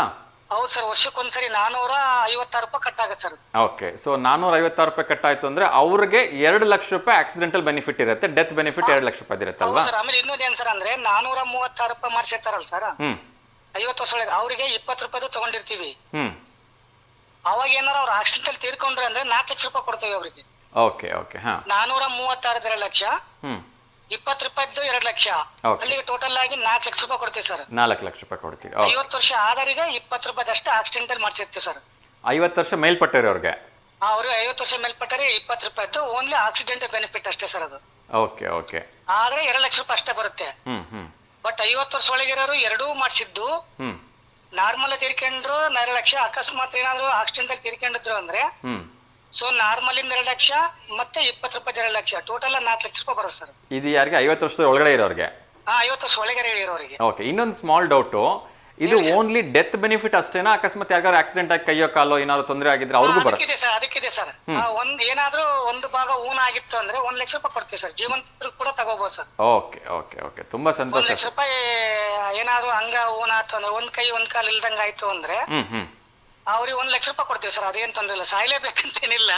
ಅಲ್ಲ, ಕೇಳಿದೆ ಜಸ್ಟ್ ಕ್ಲಾರಿಫಿಕೇಶನ್ಸ್ಗೋಸ್ಕರ. ಹೌದೌದು ಸರ್, ಕೇಳೋದು ಉತ್ತಮ. ಓಕೆ, ಸೊ 1 ಲಕ್ಷ ರೂಪಾಯಿ ಅವ್ರಿಗೆ ಏನಾದ್ರು ಒಂದ್ ಕೈ ಇಲ್ಲಪ್ಪ, ಏನಾರು ಆಕ್ಸಿಡೆಂಟ್ ಪೂರ ಹೋಯ್ತು ಅಂತವ್ರಿಗೆ 1 ಲಕ್ಷ ರೂಪಾಯಿ ಕೊಡ್ತೀವಿ ಸರ್. ಓಕೆ, ಸೊ ಈಗ ಬ್ಯಾಂಕಲ್ಲಿ ಬಂದು ಅವರು ಕ್ಲೈಮ್ ಮಾಡ್ಕೋಬೇಕು. ಓಕೆ, ಎಲ್ಲವೂ ಕೂಡ ಕ್ಲೈಮ್ ಮಾಡ್ಕೋಬೇಕು ಸರ್. ಓಕೆ, ಈಗ ಆ ವಾರಸುದಾರ ಅಂದ್ರೆ ಈಗ ಅಕೌಂಟ್ ಹೋಲ್ಡರ್ ಎಕ್ಸ್ಪರ್ಟ್ ಆದ್ರಂದ್ರೆ ಅವರ ಹೆಂಡತಿನೋ ಮಕ್ಕಳು ಯಾರೋ ಬಂದ್ಬೇಕಿದ್ರೆ ಕ್ಲೈಮ್ ಮಾಡ್ಕೋಬಹುದಲ್ವಾ? ನಾಮಿನಿ ಅಂತ ಅಲ್ಲಿ ಚೆಕ್ ಮಾಡ್ತಾರೆ ಸರ್. ಓಕೆ, ಒಂದ್ ವೇಳೆ ನಾಮಿನಿ ಬರ್ದಿರ್ಲಿಲ್ಲ ಅಂದ್ರೆ? ಸಪೋಸ್ ಸರ್, ಈಗ ನಾಮಿನಿ ಕೊಟ್ರೆ ಉತ್ತಮ ಸರ್. ಯಾಕಂದ್ರೆ ನಾಮಿನಿ ಕೊಡ್ಲಿಲ್ಲ ಅಂದ್ರೆ ಟೋಟಲ್ ಫ್ಯಾಮಿಲಿ ಬಂದು ಬ್ಯಾಂಕ್ ಅಲ್ಲಿ ಎಲ್ಲ ಅವರು ವೆರಿಫಿಕೇಶನ್ ಮಾಡ್ಬೇಕು ಸರ್. ಓಕೆ, ಸೊ ಒಟ್ಟು ಬರುತ್ತೆ, ಅವಾಗ್ಲೂ ಬರುತ್ತೆ. ರೆಕಾರ್ಡ್ಸ್ ಕೊಟ್ಟು ಅವ್ರ ಪರ್ಮಿಷನ್ ಬೇಕು ಸರ್. 1 ರೂಪಾಯಿ ಇದ್ರೂ ಅದು ಎಲ್ಲ ಕುಟುಂಬಸ್ಥರ ಪರ್ಮಿಷನ್ ಬೇಕು ಸರ್. ಅಲ್ಲ, ಅದೇ ನಾನು ಕೇಳ್ತಾ ಇರೋದು. ಈಗ ಒಂದ್ ವೇಳೆ ನಾಮಿನಿ ಬರ್ದೇ ಇಲ್ಲಪ್ಪ, ಏನ್ ಇವಾಗ ಮಾಡೋದು? ಅದೇ ಸರ್, ನಾಮಿನಿ ಬರ್ದಿಲ್ಲ ಅಂದ್ರೆ ಎಲ್ಲ ಕುಟುಂಬಸ್ಥರು ಬಂದು ಅಲ್ಲಿ ಅವರಿಗೆ ಪರ್ಮಿಷನ್ ಕೊಟ್ಟು ಅವರೆಲ್ಲ ರೆಕಾರ್ಡ್ಸ್ ಕೊಟ್ಟು ಹೋಗ್ಬೇಕು ಸರ್ ಅವರು. ಸರಿ ಸರಿ, thank you so much. Nominee ಇತ್ತಂದ್ರೆ ವಿತೌಟ್ ಫ್ಯಾಮಿಲಿ ಎಂಟ್ರಿ ಇರಲ್ಲ ಸರ್ ಅಲ್ಲಿ. ಸರಿ ಸರಿ ಸರಿ, ಥ್ಯಾಂಕ್ ಯು ಸೋ ಮಚ್. ಗಂಡ ಹೆಂಡತಿ ಈ ತರ ಕೊಟ್ಟಾಗ ಗಂಡ ತೀರ್ಕೊಂಡ್ರೆ ಹೆಂಡತಿ ಬರುತ್ತೆ ನಾಮಿನಿ. ಸೊ ಹೆಂಡತಿ ನಾಮಿನಿ ಗಂಡ ಇದ್ರೆ, ಹೆಂಡತಿ ತೀರ್ಕೊಂಡ್ರೆ ನಾಮಿನಿ ಗಂಡ ಇದ್ರೆ ಅವರೇ ತಗೋಬಹುದು ಸರ್. ಓಕೆ ಓಕೆ, ಆ ಇಬ್ರಲ್ಲಿ ಯಾರಾದ್ರೂ ನಾಮಿನಿ ಕೊಡ್ಲಿಲ್ಲ ಅಂದ್ರೆ ಟೋಟಲ್ ಗಂಡ ಸಂಬಂಧಪಟ್ಟರೆಲ್ಲ ಫ್ಯಾಮಿಲಿ ಬರ್ಬೇಕು. ಓಕೆ ಓಕೆ, ಬಂದು ಬ್ಯಾಂಕ್ ಅಲ್ಲಿ ಅವರೆಲ್ಲ ಆಧಾರ್ ಕಾರ್ಡ್ ಜೆರಾಕ್ಸ್ ಕೊಟ್ಟು ಒಪ್ಪಿಗೆ ಕೊಡ್ಬೇಕು. ಓಕೆ, ಹಾ. ಸೊ ಇದು ನಮ್ಮ ಅಣ್ಣಾರ ಈ ತರ ಸಹ ಇಂತರಿ ನೀವು ದುಡ್ಡು ಕೊಡ್ರಿ ಅಂತ ಹೇಳಿ ರೆಕಾರ್ಡ್ಸ್ ಕೊಟ್ಟು ಕೊಡ್ಬೇಕು ಸರ್. ಖಂಡಿತ. ಎಷ್ಟು ದಿವಸ ಇತ್ತು ಅಂದ್ರೆ ಯಾರ್ದು ರಿಸ್ಕ್ ಇರಲ್ಲ ಸರ್. ಸರಿ, ಎಷ್ಟು ದಿವಸದಲ್ಲಿ ಅಮೌಂಟ್ ಬರುತ್ತೆ ಸರ್? ಸರ್ 1 ವಾರದಲ್ಲಿ ಕ್ಲೈಮ್ ಬರುತ್ತೆ, ಎಲ್ಲ ಬರುತ್ತೆ 1 ವಾರದಲ್ಲಿ ಬರುತ್ತೆ. Okay, thank you so much sir. ಸಾಕಷ್ಟು ಇನ್ಫಾರ್ಮೇಶನ್ಸ್ ಅನ್ನ ಕೊಟ್ರಿ, ತುಂಬಾ ಧನ್ಯವಾದಗಳು ನಮ್ಮ V1 ವಾಹಿನಿ ಪರವಾಗಿ ನಿಮ್ಗೆ. ಆಮೇಲೆ ಇನ್ನೊಂದ್ ಸರ್, ಅದು ಅಟಲ್ ಪೆನ್ಷನ್ ಯೋಜನೆ ಅಂತ 40 ವರ್ಷದೊಳಗಿರುತ್ತೆ. ಅದು ತಿಂಗಳ ಕಟ್ ಆಗುತ್ತೆ ಸರ್. ಅವ್ರ ಏಜ್ ವೈಸ್ ಕಟ್ ಆಗುತ್ತೆ. ಬಟ್ ಅವ್ರು ಯಾವಾಗ ದುಡ್ಡು ವಾಪಸ್ ತಗೋಬಹುದು ಸರ್ ಅದನ್ನ. ಓಕೆ, ಅದ್ರ ಬಗ್ಗೆ ಒಂದ್ ಸ್ವಲ್ಪ ಇನ್ಫಾರ್ಮೇಶನ್ಸ್ ಕೊಡಬಹುದಾ ನಮ್ಮ ವೀಕ್ಷಕರಿಗೆ? ಅಟಲ್ ಪೆನ್ಷನ್ ಯೋಜನೆ ಅಂದ್ರೆ ಸಪೋಸ್ 18 ರಿಂದ 40 ವರ್ಷ ಒಳಗಿರುತ್ತೆ. 18 ವರ್ಷಕ್ಕೆ 40 ರೂಪಾಯಿ, 19 ವರ್ಷಕ್ಕೆ 50 ರೂಪಾಯಿ ಹಿಂಗ್ ಕಟ್ ಆಗುತ್ತೆ ಸರ್ ತಿಂಗಳ. ಓಕೆ, ಅವರು 60 ವರ್ಷವರೆಗೂ ಕಟ್ಕೋಬೇಕು. ಪೆನ್ಷನ್ ಯೋಜನೆ ಸರ್. 60 ವರ್ಷ ಆದ್ಮೇಲೆ ಅವ್ರಿಗೆ ತಿಂಗಳ 1,000 ರೂಪಾಯಿ ಪೆನ್ಷನ್ ಬರುತ್ತೆ. ಪ್ಲಸ್ ಗೌರ್ಮೆಂಟ್ ಇಂದ ಅವ್ರು ಅಪ್ಲೈ ಮಾಡ್ತಾರಲ್ಲ ಸರ್, ಅದು ಬೇರೆ ಬರುತ್ತೆ. ಇದನ್ನು ತಗೋಬಹುದು ಸರ್. ಈಗ ಅವ್ರು ಏನಾದ್ರು 18 ವರ್ಷದಿಂದ ಮಾಡಿಸ್ಕೊಂಡು 30 ವರ್ಷ ಆದ್ಮೇಲೆ ಇಲ್ಲ ಸರ್ ನಾವ್ ಮುಂದುವರ್ಸಲ್ಲ, ನಮಗೆ ಎಷ್ಟು ಇದುವರೆಗೂ ಎಷ್ಟು ಕಟ್ ಆಗಿದೆಯೋ ಅದನ್ನ ದುಡ್ಡು ನಮಗೆ ವಾಪಸ್ ಕೊಡಿ ಸರ್ ಅಂದ್ರೆ ನಾವು ವಾಪಸ್ ತಗೋಬಹುದು ಸರ್. ಓಕೆ, ಇದು ಅಟಲ್ ಪೆನ್ಷನ್ ಸ್ಕೀಮ್ ಅಲ್ಲಿ ಮಾತ್ರ ಬರುತ್ತೆ ಸರ್. ಓಕೆ, ಇದು 40 ವರ್ಷದವರೆಗೂ ಮಾತ್ರ ಕಟ್ಟಕತ್ತೆ, ಆಮೇಲೆ ಕಟ್ಟಕ್ ಬರಲ್ಲ? ಆಮೇಲೆ ಕಟ್ಟಾಗಲ್ಲ ಸರ್. ಆಮೇಲೆ ಅದು ಮಾಡ್ಸಕ್ಕೂ ಬರಲ್ಲ ಸರ್. ಮಾಡ್ಸಕ್ಕೂ ಬರಲ್ಲ, ಅದು 40 ಇಯರ್ಸ್ ಒಳಗೆ ಸರ್ ಅದು ಏನಾದ್ರು. ಓಕೆ ಓಕೆ, ಇದು ಕೂಡ ನಾನು ನಮ್ಮ V1 ವಾಹಿನಿ ಎಲ್ಲ ವೀಕ್ಷಕರಿಗೆ ಹೇಳ್ತೀನಿ, ಎಲ್ಲರೂ ಮಾಡಿಸ್ಕೊಳ್ಳಿ, ಪ್ರಯೋಜನಕ್ಕೆ ಬರುತ್ತಲ್ವಾ ಪೆನ್ಷನ್. ಪ್ರಯೋಜನ ಬರ್ ಸರ್. ಅವ್ರು ಏನಾದ್ರು ಈಗ 18 ವರ್ಷಕ್ಕೆ ಮಾಡಿಸ್ತಾರೆ, 20-25 ವರ್ಷ ಆಗಿರುತ್ತೆ, ಅವಾಗ ಅವ್ರಿಗೆ ಏನೋ ದುಡ್ಡಿನ ಅವಶ್ಯಕತೆ ಬಂದಾಗ ಅವ್ರು ಬಂದು ಅದನ್ನ ಕ್ಲೈಮ್ ಮಾಡ್ಕೋಬಹುದು sir.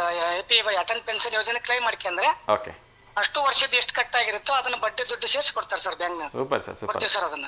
S yes, thank you so much sir. ಇದು ಸಾಮಾಜಿಕ ಭದ್ರತಾ ಯೋಜನೆ ಅಂತ ಹೇಳಿ ಕೇಂದ್ರ ಸರ್ಕಾರದವರು ಮಾಡ್ಕೊಂಡ್ರೆ ಸರ್ ಇದು. ಓಕೆ, ಇದನ್ನ ಸರ್ಕಾರದವರು 2013-14 ಇಸ್ವಿಯಲ್ಲೇ ಮಾಡಿದ್ರು ಸರ್ ಇದು. ಓಕೆ, ಇದರಲ್ಲಿ 3 ಹಂತದ್ದು ಹೇಳಿದ್ನಲ್ಲ ಸರ್, ಈ 3 ಹಂತದ್ದು ಯೋಜನೆಗಳಿದೆ ಸರ್.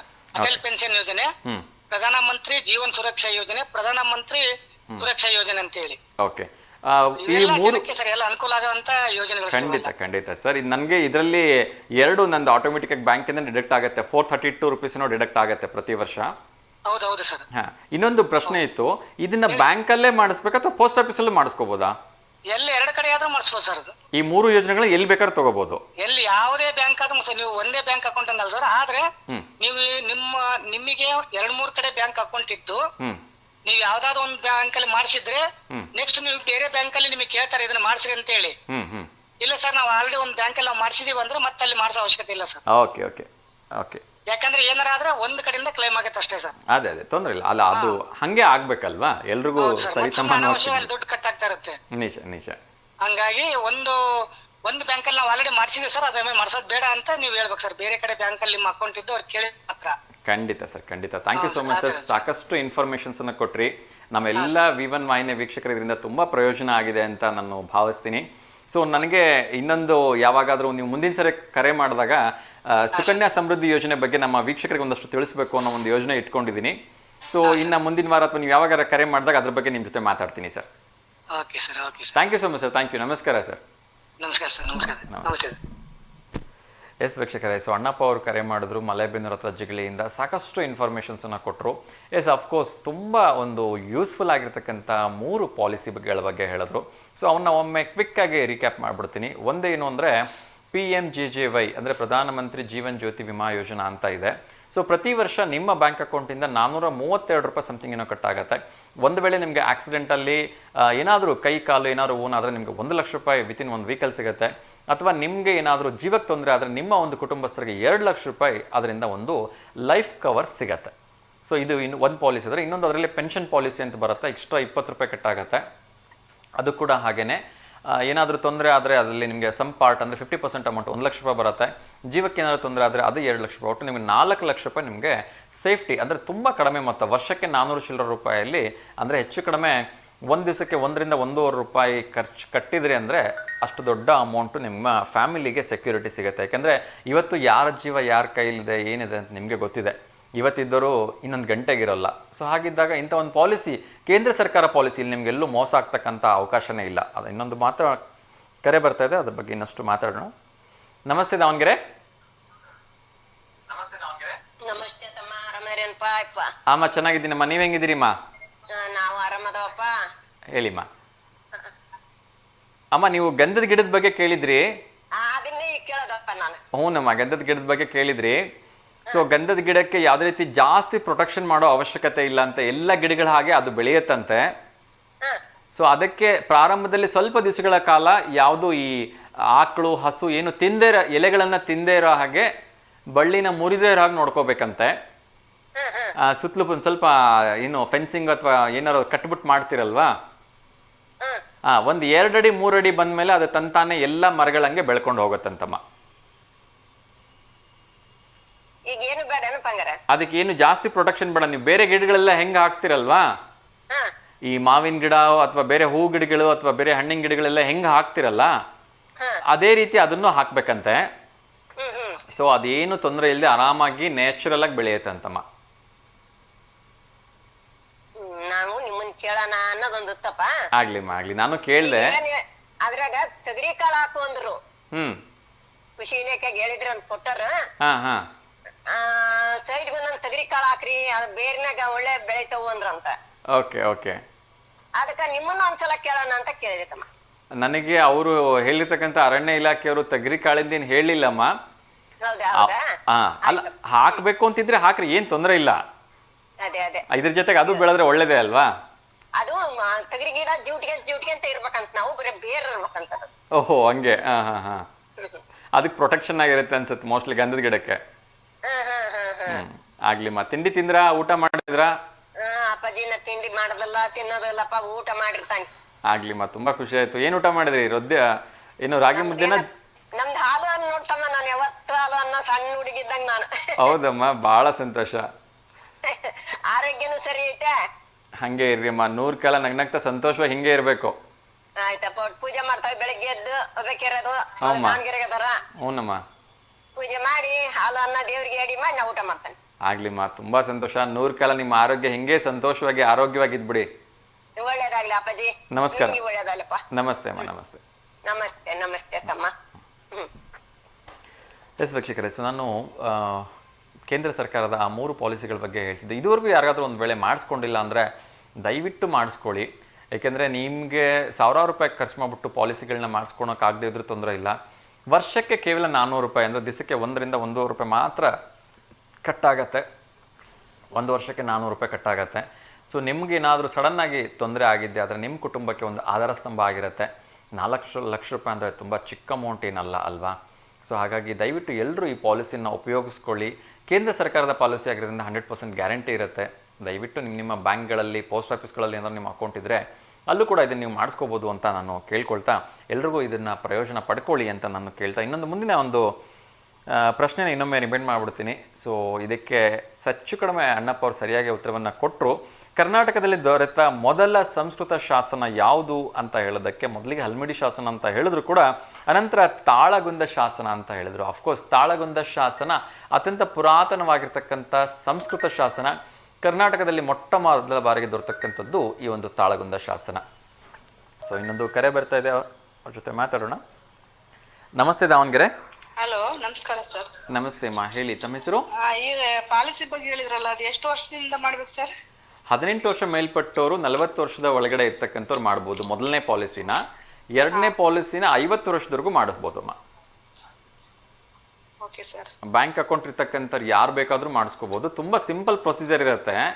ಅದಕ್ಕೆ ನೀವೇನು ಜಾಸ್ತಿ ರೆಕಾರ್ಡ್ ಏನು ಕೊಡಬೇಕಂತಿಲ್ಲ. ನಿಮ್ಮ ಬ್ಯಾಂಕ್ ಯಾವುದೇ ಒಂದು ಬ್ಯಾಂಕಲ್ಲಿ ನಿಮ್ಮ ಅಕೌಂಟ್ ಇತ್ತು ಅಂದರೆ ಈ ಥರ ಪ್ರಧಾನಮಂತ್ರಿ ಜೀವನ್ ವಿಮಾ ಯೋಜನೆ ಮಾಡಬೇಕು ಅಂತ ಹೇಳಿ ನೀವು ಅವ್ರಿಗೊಂದು ಹೇಳಿದ್ರೆ ಸಾಕು. ಅವರೇ ಒಂದು ಅಪ್ಲಿಕೇಶನ್ಸ್ ಬರೆದು ನಿಮ್ಮ ಕಡೆಯಿಂದ ಒಂದು ಸಿಗ್ನೇಚರ್ ತೊಗೊಳ್ತಾರೆ. ವರ್ಷಕ್ಕೆ 432 ರೂಪಾಯಿ ಕಟ್ಟಾಗತ್ತೆ. 50 ವರ್ಷ ಮೇಲ್ಪಟ್ಟಿದ್ರೆ 432 ಪ್ಲಸ್ 20 ರೂಪಾಯಿ ಕಟ್ಟಾಗತ್ತೆ. ಸೊ ಆ ಒಂದು ಪಾಲಿಸಿ ಅಂದರೆ ಆ ಬ್ಯಾಂಕ್ ಅಕೌಂಟ್ ಹೋಲ್ಡರ್ ಯಾರು ಇರ್ತಾರಲ್ವಾ, ಅವ್ರಿಗೇನಾದರೂ ತೊಂದರೆ ಆದರೆ ಸ್ವಲ್ಪ ಆಕ್ಸಿಡೆಂಟಲ್ ಬೆನಿಫಿಟ್ ಅಂತೇಳಿ 1 ಲಕ್ಷ ರೂಪಾಯಿ ಕೊಡ್ತಾರೆ. ಒಂದು ವೇಳೆ ಅವ್ರ ಜೀವಕ್ಕೆ ಏನಾದ್ರು ತೊಂದರೆ ಆಯಿತು ಅಂದರೆ ಅವ್ರ ಕುಟುಂಬಸ್ಥರಿಗೆ 2 ಲಕ್ಷ ರೂಪಾಯಿ ಸಿಗುತ್ತೆ. 50 ವರ್ಷ ಮೇಲ್ಪಟ್ಟಿದ್ರೆ 4 ಲಕ್ಷ ರೂಪಾಯಿ ಸಿಗುತ್ತಮ್ಮ. ಕೇವಲ ಕಟ್ಟಾಗ್ತಕ್ಕಂಥದ್ದು ವರ್ಷಕ್ಕೆ 432ರಿಂದ 436 ರೂಪಾಯಿನ ಕಟ್ಟಾಗತ್ತೆ. ಓಕೆ ಅಮ್ಮ, ಒಳ್ಳೇದಾಗಲಿ. ಸೊ ನೀವು ಇದುವರೆಗೂ ಈ ಪಾಲಿಸಿ ಮಾಡಿಸ್ಕೊಂಡಿಲ್ಲ ಅಂದರೆ ದಯವಿಟ್ಟು ಮಾಡಿಸ್ಕೊಳ್ಳಿ. ಬ್ಯಾಂಕಲ್ಲೂ ಸಿಗುತ್ತೆ, ನಿಮಗೆ ಪೋಸ್ಟ್ ಆಫೀಸ್ಗಳಲ್ಲಿ, ಎಲ್ಲ ಸರ್ಕಾರಿ ಮತ್ತು ಅರೆ ಸರ್ಕಾರಿ ಬ್ಯಾಂಕ್ಗಳಲ್ಲೂ ಕೂಡ ಈ ಒಂದು ಫೆಸಿಲಿಟಿ ಸೌಲಭ್ಯ ಅವೈಲಬಿಲಿಟಿ ಇದೆ ಅಮ್ಮ. ಇದು ಕೇಂದ್ರ ಸರ್ಕಾರದ ಯೋಜನೆ. ಸೊ ಹಣದ ಬಗ್ಗೆ ನೀವು ಏನು ಯೋಚನೆ ಮಾಡೋ ಅವಶ್ಯಕತೆನೇ ಇಲ್ಲ. ಇನ್ನು 100 ವರ್ಷ ಹೋದರೂ ಕೂಡ ಅವೆಲ್ಲ ಕೇಂದ್ರ ಸರ್ಕಾರದ ಯೋಜನೆಗಳು ಹಾಗೇ ಇರ್ತವೆ. ಓಕೆ ಅಮ್ಮ, ನಮಸ್ಕಾರ, ಒಳ್ಳೆಯದಾಗಲಿ. ಎಸ್ ಬೇಕಿದ್ರೆ, ಸೊ ನಾನಾಗಲೇ ಹೇಳ್ತಾ ಇದ್ದೆ, ಕರ್ನಾಟಕದಲ್ಲಿ ದೊರೆತ ಮೊದಲ ಸಂಸ್ಕೃತ ಶಾಸನ ಅಂತ ಹೇಳಿದ್ರೆ ಈ ತಾಳಗುಂದ ಶಾಸನ ಅಂತ ಹೇಳಿ, ರಾಜ ಮಹಾರಾಜರ ಕಾಲದಿಂದ ಇದ್ದಂತಹ ಸಂಸ್ಕೃತ ಶಾಸನ ಈ ಒಂದು ತಾಳಗುಂದ ಶಾಸನ. ಇನ್ನೊಂದು ಕರೆ ಬರ್ತಾ ಇದೆ, ಅವ್ರ ಜೊತೆ ಮಾತಾಡೋಣ. ನಮಸ್ತೆ ದಾವಣಗೆರೆ. Hello hello. ಕರೆ ಸರಿಯಾದ ರೀತಿಯಿಂದ ಸಂಪರ್ಕಕ್ಕೆ ಸಾಧ್ಯವಾಗಿಲ್ಲ ಅಂತ ಭಾವಿಸ್ತಾ ಮುಂದಿನ ಕರೆಯನ್ನು ಸ್ವೀಕರಿಸೋದಕ್ಕಿಂತ ಮುಂಚೆ ಮುಂದಿನ ಒಂದು ಪ್ರಶ್ನೆಯನ್ನು ಹೇಳಿಬಿಡ್ತೀನಿ. ರಾಜ್ಯಪಾಲರ ನಿವಾಸಕ್ಕೆ ಏನೆಂದು ಕರೆಯುತ್ತಾರೆ ಅಂಥೇಳಿ. ಸೊ ಎಲ್ಲರೂ ಕೂಡ ನಮ್ಮ ಒಂದು ಕೇಂದ್ರ ಕಚೇರಿಯಲ್ಲಿ ಒಂದು ರಾಜ್ಯಪಾಲರ ನಿವಾಸ ಇರುತ್ತೆ. ಹಾಗೆ ನಮ್ಮ ಬೆಂಗಳೂರಿನಲ್ಲಿ ರಾಜ್ಯಪಾಲರ ಒಂದು ನಿವಾಸ ಇದೆ. ಅದೇ ರೀತಿ ಎಲ್ಲ ಪ್ರಮುಖ ರಾಜ್ಯ ಕೇಂದ್ರಗಳಲ್ಲಿ ಒಂದು ರಾಜ್ಯಪಾಲರ ನಿವಾಸ ಇದ್ದೇ ಇರುತ್ತೆ. ಸೊ ಅವರ ನಿವಾಸಕ್ಕೆ ಏನಂತ ಕರೀತಾರೆ ಅಂತ ಹೇಳಿ ನೀವು ಹೇಳಬೇಕು. ಇನ್ನೊಂದು ಕರೆ ಬರ್ತಿದೆ, ಅವ್ರ ಜೊತೆ ಮಾತಾಡೋಣ. ನಮಸ್ತೆ ದಾವಣಗೆರೆ. ನಮಸ್ತೆ ಅಮ್ಮ, ಹೇಳಿ. ನಾವು ಗುದ್ದಾಳಿಂದ ಸರ್ ವಿನೋದಮ್ಮ ಅಂತ. ಚೆನ್ನಾಗಿದ್ದೀರಮ್ಮ? ಚೆನ್ನಾಗಿದ್ದೇವೆ ಸರ್, ನೀವು ಚೆನ್ನಾಗಿದ್ದೀರಿ? ಹಾಂ ಚೆನ್ನಾಗಿದ್ದೀನಿ. ತಿಂಡಿ ಆಯ್ತಾ? ಆಯ್ತು ರೀ. ಏನು ತಿಂಡಿ ತಿಂದ್ರಿಮ್ಮ? ಚಪಾತಿ ಬೆಂಡಿಕಾಯಿ ಪಲ್ಯ ರೀ. ಚಪಾತಿ ಬೆಂಡಿಕಾಯಿ ಪಲ್ಯ. ಓಕೆ, ಹೇಳಿಮ್ಮ, ಯಾಕಾದ್ರೆ ಶುಭಾಶಯ ಹೇಳ್ಬೇಕಾ? ಇಲ್ರಿ, ಅವ್ರಿಗೆ ಶುಭಾಶಯ ಅಂತ ಏನಿಲ್ಲ. ಈಗ ಪಾಲಿಸಿ ಬಗ್ಗೆ ಹೇಳಿದ್ರಲ್ಲ, ಅದು ನಮ್ಮ ಮನೇಲಿ 4 ಜನಕ್ಕೆ ಮಾಡ್ತಿದೀವ್ರಿ ಆಲ್ರೆಡಿ. ತುಂಬಾ ಸಂತೋಷ ಅಮ್ಮ. 4 ಜನಕ್ಕೂ 20 ರೂಪಾಯಿದು ಮಾಡ್ತಿದ್ವಿ. ತುಂಬಾ ಸಂತೋಷ.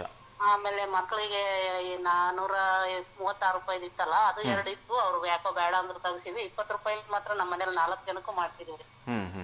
ಓಕೆ, ಪೋಸ್ಟ್ ಆಫೀಸಲ್ಲೇ ಮಾಡ್ತಿದೀವಿ. ತುಂಬಾ ಸಂತೋಷ ಅಮ್ಮ. ಸೊ ಸಾಧ್ಯವಾದ್ರೆ 436 ರೂಪಾಯಿದು ಕೂಡ ಮತ್ತೆ ಕಂಟಿನ್ಯೂ ಮಾಡಿಸಿ. ಏಕೆಂದ್ರೆ ನಿಮಗೆ ಒಂದು ಲೈಫ್ ರಿಸ್ಕ್ ಇರುತ್ತೆ. ಅದ್ರ ಜೊತೆಗೆ ಆರೋಗ್ಯದಲ್ಲಿ ಏನಾದ್ರು ತೊಂದರೆ ಆದರೂ ಕೂಡ ಅದರಿಂದ ಬೆನಿಫಿಟ್ ಸಿಗತ್ತೆ. ಸೊ ಹಾಗಾಗಿ ಆ ಪಾಲಿಸಿಗಳು ತುಂಬ ಕಡಿಮೆ ಮೊತ್ತ, ವರ್ಷಕ್ಕೆ 436 ರೂಪಾಯಿ ಅಂದರೆ ಒಂದು ದಿವಸಕ್ಕೆ ಹೆಚ್ಚು ಕಡಿಮೆ 1.5 ರೂಪಾಯಿ ಬೀಳತ್ತೆ ಅಷ್ಟೇ ಅಲ್ವಾ. ಸೊ ಎಲ್ಲೋ ಒಂದು ಖಾಲಿ ಆಟೋಕ್ಕೆ ಹೋದರೆ ನೀವು ಖರ್ಚು ಮಾಡಿಬಿಡ್ತೀರಿ ಅಷ್ಟು ದುಡ್ಡನ್ನ. ಅಂಥದ್ದು ಯಾರಿಗಾದ್ರೂ ಏನಾದ್ರು ಹೆಚ್ಚು ಕಡಿಮೆ ಅಂದರೆ 4 ಲಕ್ಷ ರೂಪಾಯಿ ಕೈಗೆ ಬರುತ್ತೆ. ತುಂಬ ಚಿಕ್ಕ ಮೊತ್ತ ಏನಲ್ಲ 4 ಲಕ್ಷ ರೂಪಾಯಿ ಅಲ್ವಾ. ಸೊ ಯಾರಿಗೂ ಏನು ತೊಂದರೆ ಆಗೋದು ಬೇಡ, ಬಟ್ ಒಂದು ಸೇಫ್ಟಿ ಅಂತಿರುತ್ತೆ, ಒಂದು ಪ್ರೊಟೆಕ್ಷನ್ ಅಂತಿರುತ್ತೆ ಕುಟುಂಬಸ್ಥರಿಗೆ. ಆಗಲಿ ಮತ್ತೆ, ತುಂಬ ಸಂತೋಷ. ಸರ್ ನಮಸ್ಕಾರ ಸರ್. ಸರ್ ನಮಸ್ತೆ ಸರ್, ಹೇಳಿ ಸರ್. ಅದೇ ಸರ್, ಈಗ ನಮ್ಮ ಅಜ್ಜಿ ಬಂದೂರು ಸಂತಜ್ಜಿ ಮಾತಾಡ್ತಲ್ಲ ಸರ್, ತೊಗರಿ ಗಂಧದ ಗಿಡದ್ದು. ಹಾಂ ಸರ್ ಹೇಳಿ. ಅದೇ ಸರ್, ಅದಕ್ಕೆ ಅವ್ರು ನಮ್ಮ ಅರಣ್ಯ ಇಲಾಖೆ ಕೊಡುವಾಗ ಅವರು ತೊಗರಿನ ಅದ್ರ ಜೊತೆಗೆ ಊರಿದ್ರೆ ಈ ವಾತಾವರಣದಲ್ಲಿ ಇರ್ತಕ್ಕಂಥ ಪೋಷಕಾಂಶನ ತೊಗರಿ ಎಳಕ್ ತಂದು ಅದಕ್ಕೆ ಸಪ್ಲೈ ಕೊಡ್ತೈತಿ, ನೀವು ತೊಗರಿ ಹಾಕ್ತೀರಿ ಅಂತ ಹೇಳಿದ್ರಿ ಸರ್. ತುಂಬಾ ಒಳ್ಳೇದು ಸರ್, ಹಾಕ್ಸಿ ಸರ್, ಏನ್ ತೊಂದರೆ ಇಲ್ಲ. ಅದೇ ಸರ್, ಈಗ ತೆಂಗು ಅಡಿಕೆಗೆ ನಮ್ಮ ರೈತರಿಗೆ ನಾನು ಒಂದ್ ಸಲಹೆ ಹೇಳ್ತೇನೆ ಸರ್, ತೆಂಗು ಅಡಿಕೆಗೆ ದ್ವಿದಳ ಧಾನ್ಯ ಕಾಳನ್ನ ಜೊತೆಗೆ ಕೊಡ್ಬೇಕು ಸರ್. ಅದು ನಮಗೆ ಫಸಲ್ ಬರೋದ್ ಬೇಡ ಅದು. ಓಕೆ.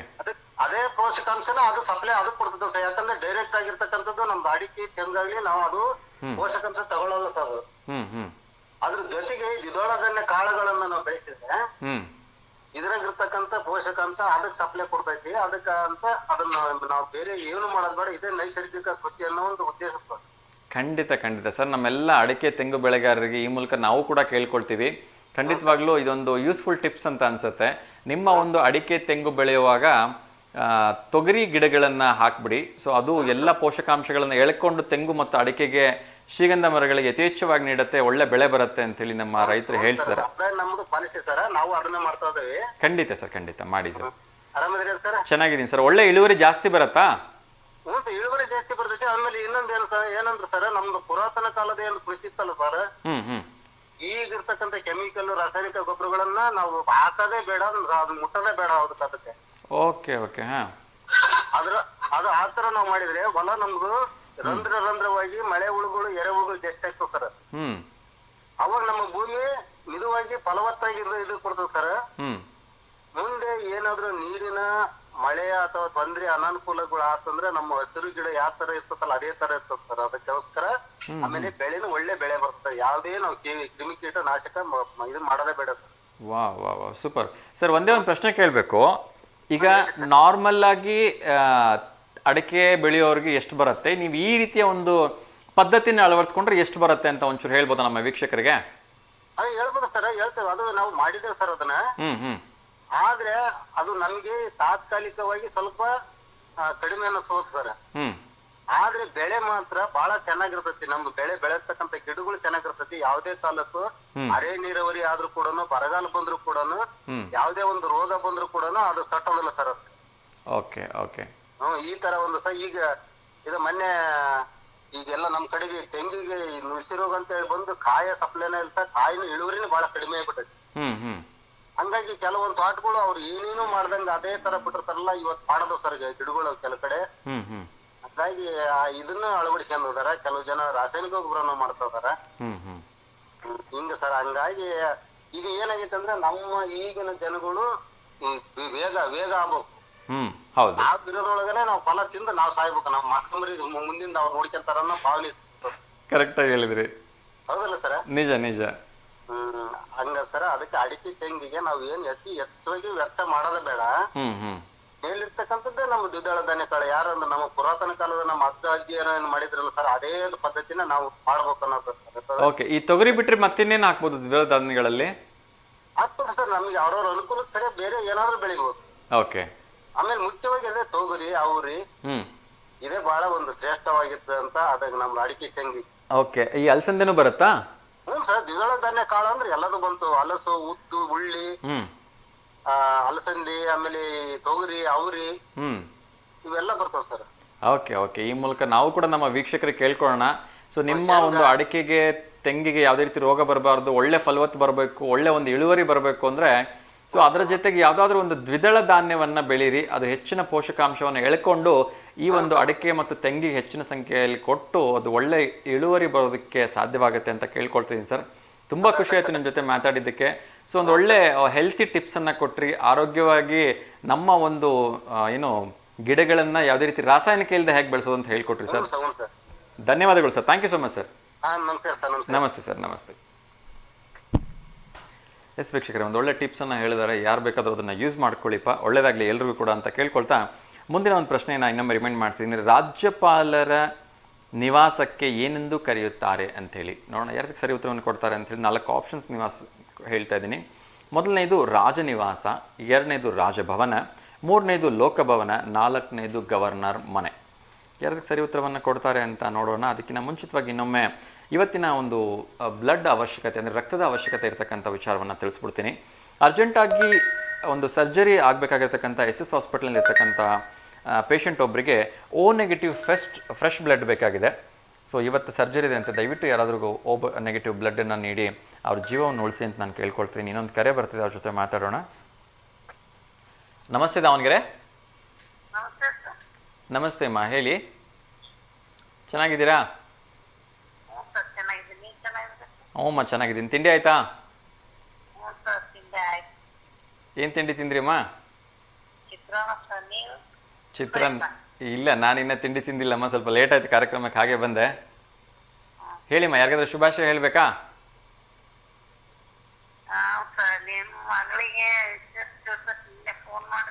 ಹಾಂ ಓಕೆ, ಧನ್ಯವಾದಗಳಮ್ಮ.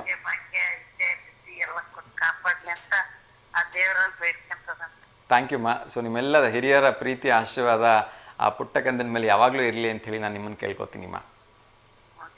ಮತ್ತೆ ಇಲ್ಲಿ ನಮ್ಮ ನಮಗೆ ಗೊತ್ತಿರೋರಯ್ಯ ಹಾಂ ಮಾ, ಬಸಮ್ಮ ಅಂತೇಳಿ ಅವ್ರದ್ದು ಇವತ್ತು ಹುಟ್ಟಿದಬ್ಬ ಇದೆ.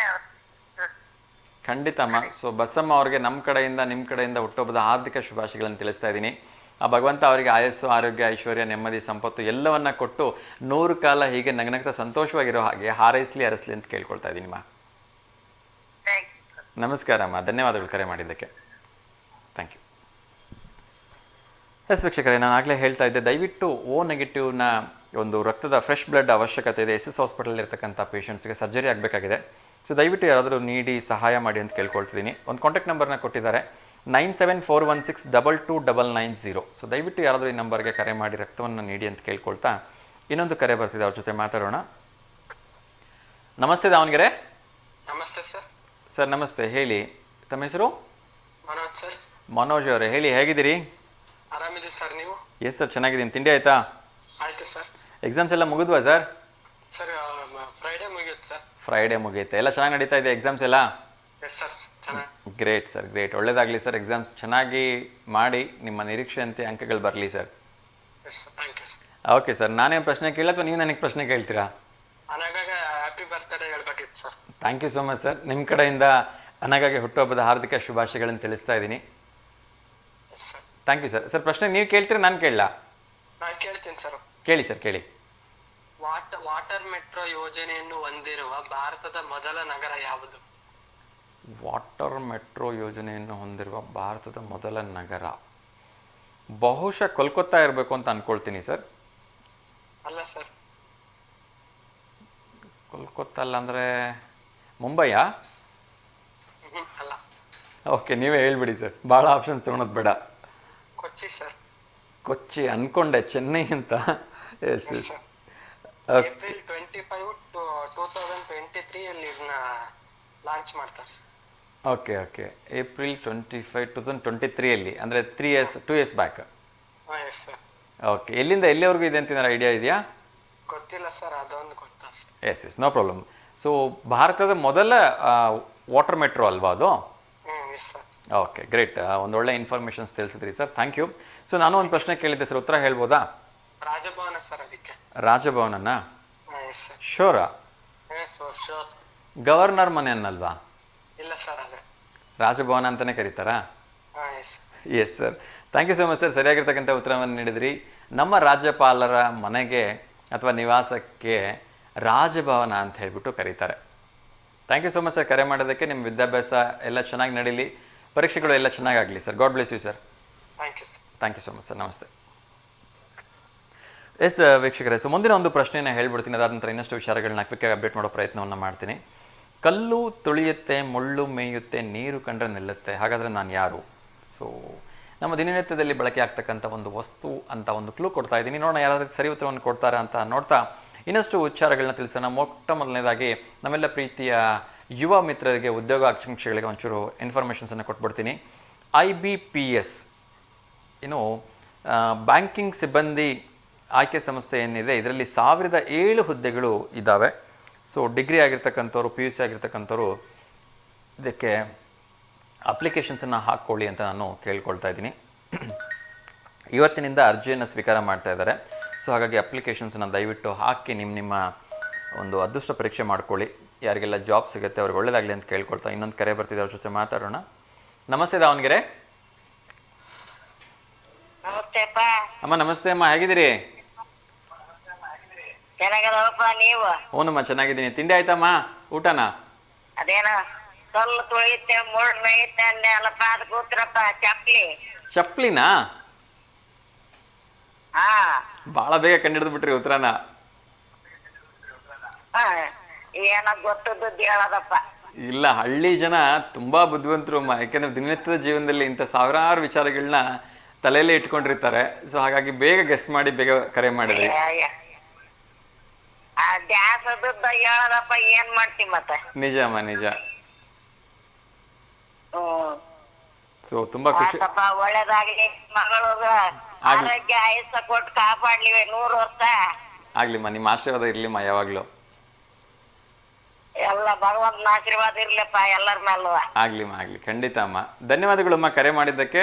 ತುಂಬಾ ಖುಷಿ ಆಯ್ತು. ಹೀಗೆ ಕರೆ ಮಾಡ್ತಾ ಇರಿಮ್ಮ. ಒಳ್ಳೇದಾಗ್ಲಪ್ಪ. ಆಗ್ಲಿಮ್ಮ, ನಮಸ್ತೆ ಅಮ್ಮ. ಎಸ್ ವೀಕ್ಷಕರೇ, ಸೊ ಕಾರ್ಯಕ್ರಮದ ಕೊನೆಯ ಹಂತಕ್ಕೆ ಬಂದಿದ್ದೀನಿ. ಸೊ ಒಂದು ಇಂಟ್ರೆಸ್ಟಿಂಗ್ ನ್ಯೂಸನ್ನು ಹೇಳಬೇಕು. ಇದು ಮುಂಬೈನಿಂದ ಬಂದಿರತಕ್ಕಂಥ ನ್ಯೂಸು. ಇನ್ನು ಮುಂದೆ ಮುಂಬೈನಲ್ಲಿ ಯಾವುದೇ ರೀತಿಯ ಏನು ಲೌಡ್ ಸ್ಪೀಕರ್ಗಳನ್ನು ಬಳಸೋ ಹಾಗಿಲ್ಲ ಅಂತ ಹೇಳಿದೆ. ಸೊ ಏನು ಅಂದರೆ ಬೆಳಗ್ಗೆ ಮತ್ತು ಸಂಜೆ ಈ ಒಂದು ಮಸೀದಿಗಳಿಂದ ಬರ್ತಕ್ಕಂಥ ಲೌಡ್ ಸ್ಪೀಕರ್ಗಳನ್ನು ಮುಂಬೈಯಲ್ಲಿ ಸಂಪೂರ್ಣವಾಗಿ ನಿಷೇಧಿಸಲಾಗಿದೆ ಅಂತೆ. ಇನ್ನು ಮುಂದೆ ಯಾವುದೇ ಕಾರಣಕ್ಕೂ ಮುಂಬೈನಲ್ಲಿ ಈ ಒಂದು ಸೌಂಡ್ ಪೊಲ್ಯೂಷನ್ ಆಗೋ ಹಾಗಿಲ್ಲ ಅಂಥೇಳಿ ಹೇಳಲಾಗಿದೆ ಅಂತೆ. ಇರ್ತಕ್ಕಂಥ ಎಲ್ಲ ಮಸೀದಿಗಳ ಈ ಲೌಡ್ ಸ್ಪೀಕರ್ಗಳನ್ನ ತೆಗೆಸೋವಂಥ ಒಂದು ಕೆಲಸ ನಡೀತಾ ಇದೆ ಅಂತೆ. ಅದೇ ರೀತಿ ಇನ್ನೊಂದಷ್ಟು ವಿಚಾರಗಳನ್ನು, ಕೊನೆಯದಾಗಿ ಒಂದು ಇಂಪಾರ್ಟೆಂಟ್ ವಿಚಾರವನ್ನು ಹೇಳ್ತಾ ಇದ್ದೀನಿ. ಇದನ್ನು ಯಾರಿಗೂ ಆತಂಕ ಪಡಿಸೋಕ್ಕೋಸ್ಕರ ಹೇಳ್ತಾ ಇಲ್ಲ. ಇದು ಪ್ರಸ್ತುತ ನನಗೆ ಬಂದಿರತಕ್ಕಂಥ ಒಂದು ಅಧಿಕೃತವಾಗಿರ್ತಕ್ಕಂಥ ಮಾಹಿತಿ. ಆದ್ದರಿಂದ ಇದನ್ನು ನಿಖರವಾಗಿ ಹೇಳ್ತಾ ಇದ್ದೀನಿ. ಮುಂದೆ ಇದರಿಂದ ಒಂದಷ್ಟು ಎಚ್ಚರಿಕೆಯಿಂದ ಆಗ್ತಕ್ಕಂಥ ಅಪಘಾತಗಳು, ಅಪಾಯಗಳು ತಪ್ಪಿದ್ರೆ ಸಾಕು ಅನ್ನೋ ನಿಟ್ಟಿನಲ್ಲಿ ಒಂದು ಆತಂಕಕಾರಿ ವಿಚಾರ ಏನು ಅಂದರೆ, ನಾನು ಮೊನ್ನೆವರೆಗೂ ಹೇಳ್ತಾ ಇದ್ದೆ, ಕರ್ನಾಟಕದಲ್ಲಿ ತುಂಬ ಸಾವುಗಳಾಗಿದೆ. ಕಳೆದ ಒಂದು 2 ತಿಂಗಳಲ್ಲಿ ಹೆಚ್ಚು ಕಡಿಮೆ 50-60 ಜನ ಸತ್ತೋಗಿದ್ದಾರೆ, ಅದು ಕೂಡ ಯಂಗ್ಸ್ಟರ್ಸೇ ಅಂತ ಹೇಳ್ತಾ ಇದ್ದೆ. ಆತಂಕಕಾರಿ ವಿಚಾರ ಅಂದರೆ ನಮ್ಮ ಗಮನಕ್ಕೂ ಬರದೇನೆ ಕಳೆದ 3 ತಿಂಗಳಲ್ಲಿ ದಾವಣಗೆರೆ ಒಂದರಲ್ಲೇ 74 ಜನ ಹೃದಯಾಘಾತದಿಂದ ಮೃತರಾಗಿದ್ದಾರೆ ಅಂತೆ. ಸೊ ಇದು ಆರೋಗ್ಯ ಇಲಾಖೆಯಿಂದ ಬಂದಿರತಕ್ಕಂಥ ಮಾಹಿತಿ. ಸೊ ಸ್ವಲ್ಪ ಎಚ್ಚರಿಕೆಯಿಂದ ಇರೋಣ. ಹಾಗಾಗಿ ಈ ಹೃದಯಾಘಾತ ಆಗೋದಕ್ಕಿಂತ ಮುಂಚೆ ನಮಗೆ ಒಂದಷ್ಟು ಲಕ್ಷಣಗಳು ಕಾಣಿಸ್ಕೊಳ್ಳುತ್ತಂತೆ. ಇದನ್ನು ನಮ್ಮ ಆರೋಗ್ಯ ಇಲಾಖೆಯವರೇ ದೃಢಪಡಿಸಿದ್ದಾರೆ. ಸೊ ಆ ರೀತಿ ಯಾರಿಗಾದರೂ ಸಿಂಪ್ಟಮ್ಸ್ ಕಾಣಿಸ್ಕೊಂಡ್ರೆ ದಯವಿಟ್ಟು ನೆಗ್ಲೆಕ್ಟ್ ಮಾಡದೆ ಹಾಸ್ಪಿಟ್ಲಿಗೆ ಹೋಗಿ ತಕ್ಷಣಕ್ಕೆ ನಿಮ್ಮ ಹೃದಯದ ತಪಾಸಣೆ ಮಾಡಿಸ್ಕೊಳ್ಳಿ. ಅದಕ್ಕೆ ಪ್ರಯೋಜನ ಆಗಲಿ ಅನ್ನೋ ಕಾರಣಕ್ಕೆ ಈ 4 ಟಿಪ್ಸನ್ನು ಕ್ವಿಕ್ಕಾಗಿ ಹೇಳ್ಬಿಡ್ತೀನಿ. ಮೊಟ್ಟ ಮೊದಲನೇದಾಗಿ, ಹೃದಯಾಘಾತ ಆಗೋ 1 ವಾರ ಮುಂಚೆನೇ ದೇಹದಲ್ಲಿ ಈ 4 ಬದಲಾವಣೆಗಳು ಕಾಣಿಸುತ್ತಂತೆ. ಮೊಟ್ಟ ಮೊದಲನೇದು ಏನಾಗುತ್ತೆ ಅಂದರೆ ಕಣ್ಣಿನ ದೃಷ್ಟಿ ಮಂಜಾಗತ್ತಂತೆ. ಸೊ ಇದ್ದಕ್ಕಿದ್ದಾಗೆ ಯಾರಿಗಾದರೂ ಕಣ್ಣಿನ ದೃಷ್ಟಿ ಮಂಜಾಗಕ್ಕೆ ಶುರುವಾಗಿದ್ದರೆ ದಯವಿಟ್ಟು ನೀವು ನಿಮ್ಮ ಹೃದಯ ತಪಾಸಣೆಯನ್ನು ನಿಮ್ಮ ಫ್ಯಾಮಿಲಿ ಡಾಕ್ಟರ್ ಹತ್ರ ಅಥವಾ ಹತ್ತಿರ ಇರ್ತಕ್ಕಂಥ ಹಾಸ್ಪಿಟ್ಲಲ್ಲಿ ಒಮ್ಮೆ ಮಾಡಿಸ್ಕೊಳ್ಳೋದು ಉತ್ತಮ. ಮತ್ತೊಮ್ಮೆ ಹೇಳ್ತಾ ಇದ್ದೀನಿ, 1 ವಾರ ಮುಂಚೆನೇ ಈ 4 ಸಿಂಪ್ಟಮ್ಸ್ಗಳು ಕಾಣುತ್ತೆ ಅಂಥೇಳಿ ಆರೋಗ್ಯ ಇಲಾಖೆಯಿಂದ ತಿಳಿಸಿದ್ದಾರೆ. ಎರಡನೇದು ಏನಂದರೆ ಕಣ್ಣಿನ, ಇದು ನಾನು ಆಗಲೇ ಹೇಳಿದಾಗೆ ಕಣ್ಣಿನ ದೃಷ್ಟಿ ಮಬ್ಬಾಗೋದು ಅಥವಾ ಕಣ್ಣು ಬ್ಲರ್ ಆಗ್ತಕ್ಕಂಥ ಒಂದು ಅವಕಾಶ ಅಥವಾ ಸಾಧ್ಯತೆ ಇರುತ್ತೆ ಅಂತ ಹೇಳಿದ್ದಾರೆ. ಇನ್ನು ಎರಡನೇದು ಏನು ಅಂದರೆ, ಸಡನ್ನಾಗಿ ಇದ್ದಕ್ಕಿದ್ದಾಗ ವಿಪರೀತವಾಗಿ ತಲೆನೋವು ಬಂದ್ಬಿಡತ್ತಂತೆ. ಸೊ ಎಲ್ಲ ತಲೆನೋವುಗಳು ಹಾರ್ಟ್ ಅಟ್ಯಾಕ್ ಮುನ್ಸೂಚನೆ ಆಗಿಲ್ಲದೆ ಇರಬಹುದು, ಆದರೂ ಕೂಡ ವಿಪರೀತವಾಗಿ ತಲೆನೋವು ಸಡನ್ನಾಗಿ ಬಂದುಬಿಡುತ್ತೆ ಅಂದಾಗ ನೆಗ್ಲೆಕ್ಟ್ ಮಾಡದೆ ಒಮ್ಮೆ ನಿಮ್ಮ ಹಾಸ್ಪಿಟ್ಲ್ ಹತ್ರ, ನಿಮ್ಮ ಹತ್ತಿರ ಇರ್ತಕ್ಕಂಥ ಡಾಕ್ಟರ್ಗಳ ಹತ್ರ ಒಮ್ಮೆ ಪರೀಕ್ಷೆ ಮಾಡಿಸ್ಕೊಳ್ಳಿ. ಇನ್ನು ಮೂರನೇದು, ದೇಹದಲ್ಲಿ ಒಂದಷ್ಟು ಭಾಗ ಇದಕ್ಕಿದ್ದಾಗೆ ಮರಗಟ್ಬೋದು, ಅಂದರೆ ಏನು ಜೋಗ್ ಬರೋದು ಅಂತ ಹೇಳ್ತೀವಲ್ವ, ಹಾಗೆ ಆಗ್ಬಿಡತ್ತಂತೆ. ಸೊ ಯಾವಾಗ ಬೇಕಾದರೂ ಆಗ್ಬೋದು. 1 ವಾರ ಮುಂಚಿತವಾಗಿ ಈ ಲಕ್ಷಣಗಳು ಕಾಣಿಸ್ಕೊಳ್ಳುತ್ತೆ ಅಂಥೇಳಿ ಆರೋಗ್ಯ ಇಲಾಖೆಯಿಂದ ತಿಳಿಸಿದ್ದಾರೆ. ಸೊ ಹಾಗಾಗಿ ಸಡನ್ನಾಗಿ ಏನಾದರೂ ನಿಮಗೆ ಯಾವುದಾದ್ರೂ ದೇಹದ ಒಂದು ಭಾಗದಲ್ಲಿ ಇದ್ದಕ್ಕಿದ್ದಾಗೆ ಜೋಗ್ ಬರೋದು ಅಥವಾ ಕಣ್ಣು ಬ್ಲರ್ ಆಗ್ತಕ್ಕಂಥದ್ದು ಅಥವಾ ಇದ್ದಕ್ಕಿದ್ದಾಗೆ ಸಡನ್ನಾಗಿ ಅರ್ಧ ತಲೆನೋವು ಬರ್ತಕ್ಕಂಥದ್ದು ಅಥವಾ ಪೂರ್ತಿ ತಲೆನೋವು ಬರ್ತಕ್ಕಂಥದ್ದು, ಈ ರೀತಿಯ ಲಕ್ಷಣಗಳಿಗೆ ಕಾಣಿಸ್ಕೊಂಡ್ರೆ ದಯವಿಟ್ಟು ನೆಗ್ಲೆಕ್ಟ್ ಮಾಡದೆ ಹಾಸ್ಪಿಟ್ಲಿಗೆ ಹೋಗಿ ಬನ್ನಿ. ಸೊ ಇನ್ನೊಂದು ಕೊನೆಯ ಒಂದು ಅಂಶವನ್ನು ಅವ್ರು ಏನು ಹೇಳ್ತಿದ್ದಾರೆ ಅಂದರೆ, ಇದ್ದಕ್ಕಿದ್ದಾಗೆ ತಲೆ ತಿರುಗ್ತಕ್ಕಂಥದ್ದು ಅಥವಾ ಅತಿಯಾಗಿ ವಾಕರಿಕೆ ಬರ್ತಕ್ಕಂಥದ್ದು ಅಂದರೆ ವಾಮಿಟಿಂಗ್ ಸೆನ್ಸೇಷನ್ ಬರ್ತಕ್ಕಂಥದ್ದು ಕೂಡ ಈ ಒಂದು ಹೃದಯಾಘಾತದ ಲಕ್ಷಣ ಇರಬಹುದು ಅಂಥೇಳಿ ಅವರು ನಿಮಗೆ ಒಂದು ಅಡ್ವಾನ್ಸ್ ಆಗಿ ಮುನ್ನೆಚ್ಚರಿಕೆಯನ್ನು ಕೊಡ್ತಾ ಇದ್ದಾರೆ. ಸೊ ಹಾಗಾಗಿ ಯಾರಲ್ಲೇ ಆಗಲಿ ಸಡನ್ನಾಗಿ ಇದ್ದಕ್ಕಿದ್ದಾಗೆ ಈ 4 ಲಕ್ಷಣಗಳಲ್ಲಿ ಯಾವುದೇ ಒಂದು ಲಕ್ಷಣ ಕಾಣಿಸ್ಕೊಂಡ್ರೂ ಕೂಡ ತಕ್ಷಣಕ್ಕೆ ಹಾಸ್ಪಿಟ್ಲಲ್ಲಿ ಹೋಗಿ ಒಮ್ಮೆ ಒಂದು ಏನೋ ಇ ಸಿ ಜಿನೋ ಅಥವಾ ಆ್ಯಂಜಿಯೋಗ್ರಾಮೋ ಅಥವಾ ಇ ಸಿ ಜಿ ಮಾಡಿಸ್ಕೊಂಡ್ಬಿಟ್ರೆ ತುಂಬ ಸಾಕು, ಅದ್ರಲ್ಲಿ ಗೊತ್ತಾಗ್ಬಿಡುತ್ತೆ. ಇ ಸಿ ಜಿಯಲ್ಲಿ ಏನಾದ್ರು ಹಾರ್ಟ್ ಬೀಟ್ಸ್ ಚೇಂಜಸ್ ಇದ್ದರೆ ತಕ್ಷಣ ವೈದ್ಯರು ನಿಮಗೆ ಬೇರೆ ಒಂದು ಟ್ರೀಟ್ಮೆಂಟನ್ನು ಹೇಳ್ತಾರೆ. ಇ ಸಿ ಜಿಗೆ ಏನು ಸಾವಿರಾರು ರೂಪಾಯಿ ಖರ್ಚಾಗಲ್ಲ. ನಿಮ್ಮ ಮನೆ ಹತ್ರ ಇರ್ತಕ್ಕಂಥ ಹಾಸ್ಪಿಟ್ಲ್ಗಳಲ್ಲಿ ನೀವು ಹೋಗಿ ಮಾಡಿಸ್ಕೊಂಡ್ರು ಕೂಡ ಬರೀ 250ರಿಂದ 300 ರೂಪಾಯಿ, ಅಥವಾ ಸ್ವಲ್ಪ ದೊಡ್ಡ ಹಾಸ್ಪಿಟ್ಲಿಗೆ ಹೋಗಿ ನೀವು ಮಾಡಿಸ್ಕೊಳ್ತೀರಂದರೆ ಒಂದು 500 ರೂಪಾಯಿ ಖರ್ಚಾಗ್ಬೋದು. ಸೊ ಒಂದು ಪ್ರಾಣ ಉಳಿಸ್ಲಿಕ್ಕೆ 500 ರೂಪಾಯಿ ತುಂಬ ದೊಡ್ಡದೇನಲ್ಲ. ಹಾಗಾಗಿ ನೆಗ್ಲೆಕ್ಟ್. ಇನ್ನೊಮ್ಮೆ ಈ 4 ಅಂಶಗಳನ್ನು ರಿಪೀಟ್ ಆಗಿ ಹೇಳ್ತಾ ಇದ್ದೀನಿ, ಯಾಕೆಂದರೆ ನನಗೆ ಆತಂಕ ಆಗ್ತಿದೆ, ಭಯ ಆಗ್ತಿದೆ. ಯಾಕೆಂದರೆ ಕಳೆದ 3 ತಿಂಗಳಲ್ಲಿ 75ಕ್ಕಿಂತ ಹೆಚ್ಚು ಯೂತ್ಸ್ ತಮ್ಮ ಪ್ರಾಣವನ್ನು ಕಳ್ಕೊಂಡಿದ್ದಾರೆ ಅಂತ ಹೇಳಿದ್ರೆ ತುಂಬ ನೋವಿನ ಸಂಗತಿ. ಮುಂದೆ ಯಾರಿಗೂ ಈ ರೀತಿ ಆಗೋದು ಬೇಡ ಅನ್ನೋ ನಿಟ್ಟಿನಲ್ಲಿ ಹೇಳ್ತಾ ಇದ್ದೀನಿ. ಸೊ ನನಗೆ ಗೊತ್ತಿರ್ತಕ್ಕಂಥವ್ರು ಇಬ್ಬರು ಫಾರ್ಮಾ ಫೀಲ್ಡಲ್ಲಿ ಇರ್ತಕ್ಕಂಥವ್ರು ಮೆಡಿಕಲ್ ರೆಪ್ರೆಸೆಂಟೇಟಿವ್ ಆಗಿ ಕೆಲಸ ಮಾಡ್ತಾ ಇರ್ತಕ್ಕಂಥವ್ರು, ತುಂಬ ಆರೋಗ್ಯಪೂರ್ಣವಾಗಿ ತುಂಬ ಹೆಲ್ತಿ ಫಿಟ್ನೆಸ್ಸನ್ನು ಇಟ್ಕೊಂಡಿರ್ತಕ್ಕಂಥ ನನ್ನ ಇಬ್ಬರು ಸಹಪಾಠಿಗಳನ್ನ ನಾನು ಹತ್ತಿರದಿಂದ ನೋಡಿರೋರನ್ನ ಕಳ್ಕೊಂಡೆ. ಸೊ ಹಾಗಾಗಿ ಈ ವಿಚಾರವನ್ನು ನಾನು ಮತ್ತೊಮ್ಮೆ ಸ್ಪಷ್ಟಪಡಿಸ್ತಾ ಇದ್ದೀನಿ. ಸಡನ್ನಾಗಿ ಇದ್ದಕ್ಕಿದ್ದಾಗೆ ತಲೆ ತಿರುಗಿದ್ರೆ, ವಾಂತಿ ಬಂದಂಗಾದರೆ, ಅಥವಾ ತುಂಬ ವಿಪರೀತವಾಗಿ ತಲೆನೋವು ಬಂದರೆ, ಅದರ ಜೊತೆಗೆ ಏನಾದರೂ ದೇಹದಲ್ಲಿ ಯಾವುದಾದ್ರೂ ಒಂದು ಭಾಗ ಮರುಗಟ್ಟೋದು ಅಥವಾ ಜೋಮ್ ಹಿಡ್ದಂಗಾದರೆ, ಅಥವಾ ಕೊನೆಯದಾಗಿ ನಿಮಗೆ ಕಣ್ಣುಗಳು ಬ್ಲರ್ ಆಗ್ತಾ ಇದ್ದರೆ, ಕಣ್ಣುಗಳು ಮಂಜು ಬಂದಂಗಾದರೆ, ದಯವಿಟ್ಟು ಈ 4 ಸಿಂಪ್ಟಮ್ಸ್ಗಳು ಯಾರಿಗಾದರೂ ಇದ್ದಕ್ಕಿದ್ದ ಹಾಗೆ ಕಾಣಿಸ್ಕೊಂಡ್ರೆ ಮಾತ್ರ ದಯವಿಟ್ಟು ನೆಗ್ಲೆಕ್ಟ್ ಮಾಡದೇನೆ ಹೋಗಿ ಹತ್ತಿರದ ಹಾಸ್ಪಿಟ್ಲಿಗೆ ಒಮ್ಮೆ ಇ ಸಿ ಜಿಯನ್ನು ಮಾಡಿಸ್ಕೊಳ್ಳಿ. ಹೆಚ್ಚು ಕಡಿಮೆ 250ರಿಂದ 500 ರೂಪಾಯಿ ಒಳಗಡೆ ಅದು ಚೆಕಪ್ ಮಾಡಿ ನಿಮ್ಮ ದೇಹ ಅಥವಾ ನಿಮ್ಮ ಹೃದಯ ಆರೋಗ್ಯಪೂರ್ಣವಾಗಿ ಇದೆಯಾ ಇಲ್ವಾ ಅಂಥೇಳಿ ತಿಳಿಸ್ತಾರೆ. ಸೊ ಈ ಮಾಹಿತಿ ನಿಮಗೆ ಉಪಯೋಗಕ್ಕೆ ಬರದೇ ಇದ್ದರೂ ಕೂಡ ಯಾರಿಗಾದರೂ ಸಡನ್ನಾಗಿ ಆ ರೀತಿ ಸಿಂಪ್ಟಮ್ಸ್ ಬಂದರೆ ದಯವಿಟ್ಟು ಅವ್ರಿಗೆ ತಿಳಿಸಿ ಒಂದು ಜೀವ ಉಳಿಸೋದ್ರಲ್ಲಿ ಸಹಾಯ ಮಾಡಿ. ಬಿಕಾಸ್ ನಾವು ಯಾವತ್ತೂ V1 ವಾಹಿನಿ ವತಿಯಿಂದ ವಸುದೈವ ಕುಟುಂಬಕಂ ಎಲ್ಲರೂ ಸಂತೋಷವಾಗಿರಬೇಕು, ಆರೋಗ್ಯವಾಗಿರಬೇಕು ಅಂತ ಬಯಸ್ತೀವಿ ಅಂತ ಹೇಳ್ತಾ, ಎಂದಿನಂತೆ ಲೋಕ ಸಮಸ್ತ ಸುಖಿನೋ ಭವಂತು, ಸರ್ವಜನ ಸುಖಿನೋ ಭವಂತು, ಸಮಸ್ತ ಲೋಕ ಸನ್ಮಂಗಲಾನಿ ಭವಂತು ಅಂತ ಹೇಳ್ತಾ ಇವತ್ತಿನ ಕಾರ್ಯಕ್ರಮಕ್ಕೆ ವಿರಾಮ ಹಾಕ್ತೀನಿ. ಮತ್ತೆ ನಾಳೆ ಎಂದಿನಂತೆ ಬೆಳಗ್ಗೆ 10:30ರಿಂದ 11:30 ಕಾರ್ಯಕ್ರಮದಲ್ಲಿ ನಿಮ್ಮನ್ನು ಭೇಟಿ ಆಗ್ತೀನಿ. ಅಲ್ಲಿವರೆಗೂ V1 ವಾಹಿನಿ ಎಲ್ಲ ಕಾರ್ಯಕ್ರಮಗಳನ್ನ ನೋಡ್ತಾ ಇರಿ, ಬ್ಲೆಸ್ ಮಾಡಿ ಅಂತ ಕೇಳ್ಕೊಳ್ತೀನಿ. ನಮಸ್ಕಾರ, ಶುಭಮಸ್ತು.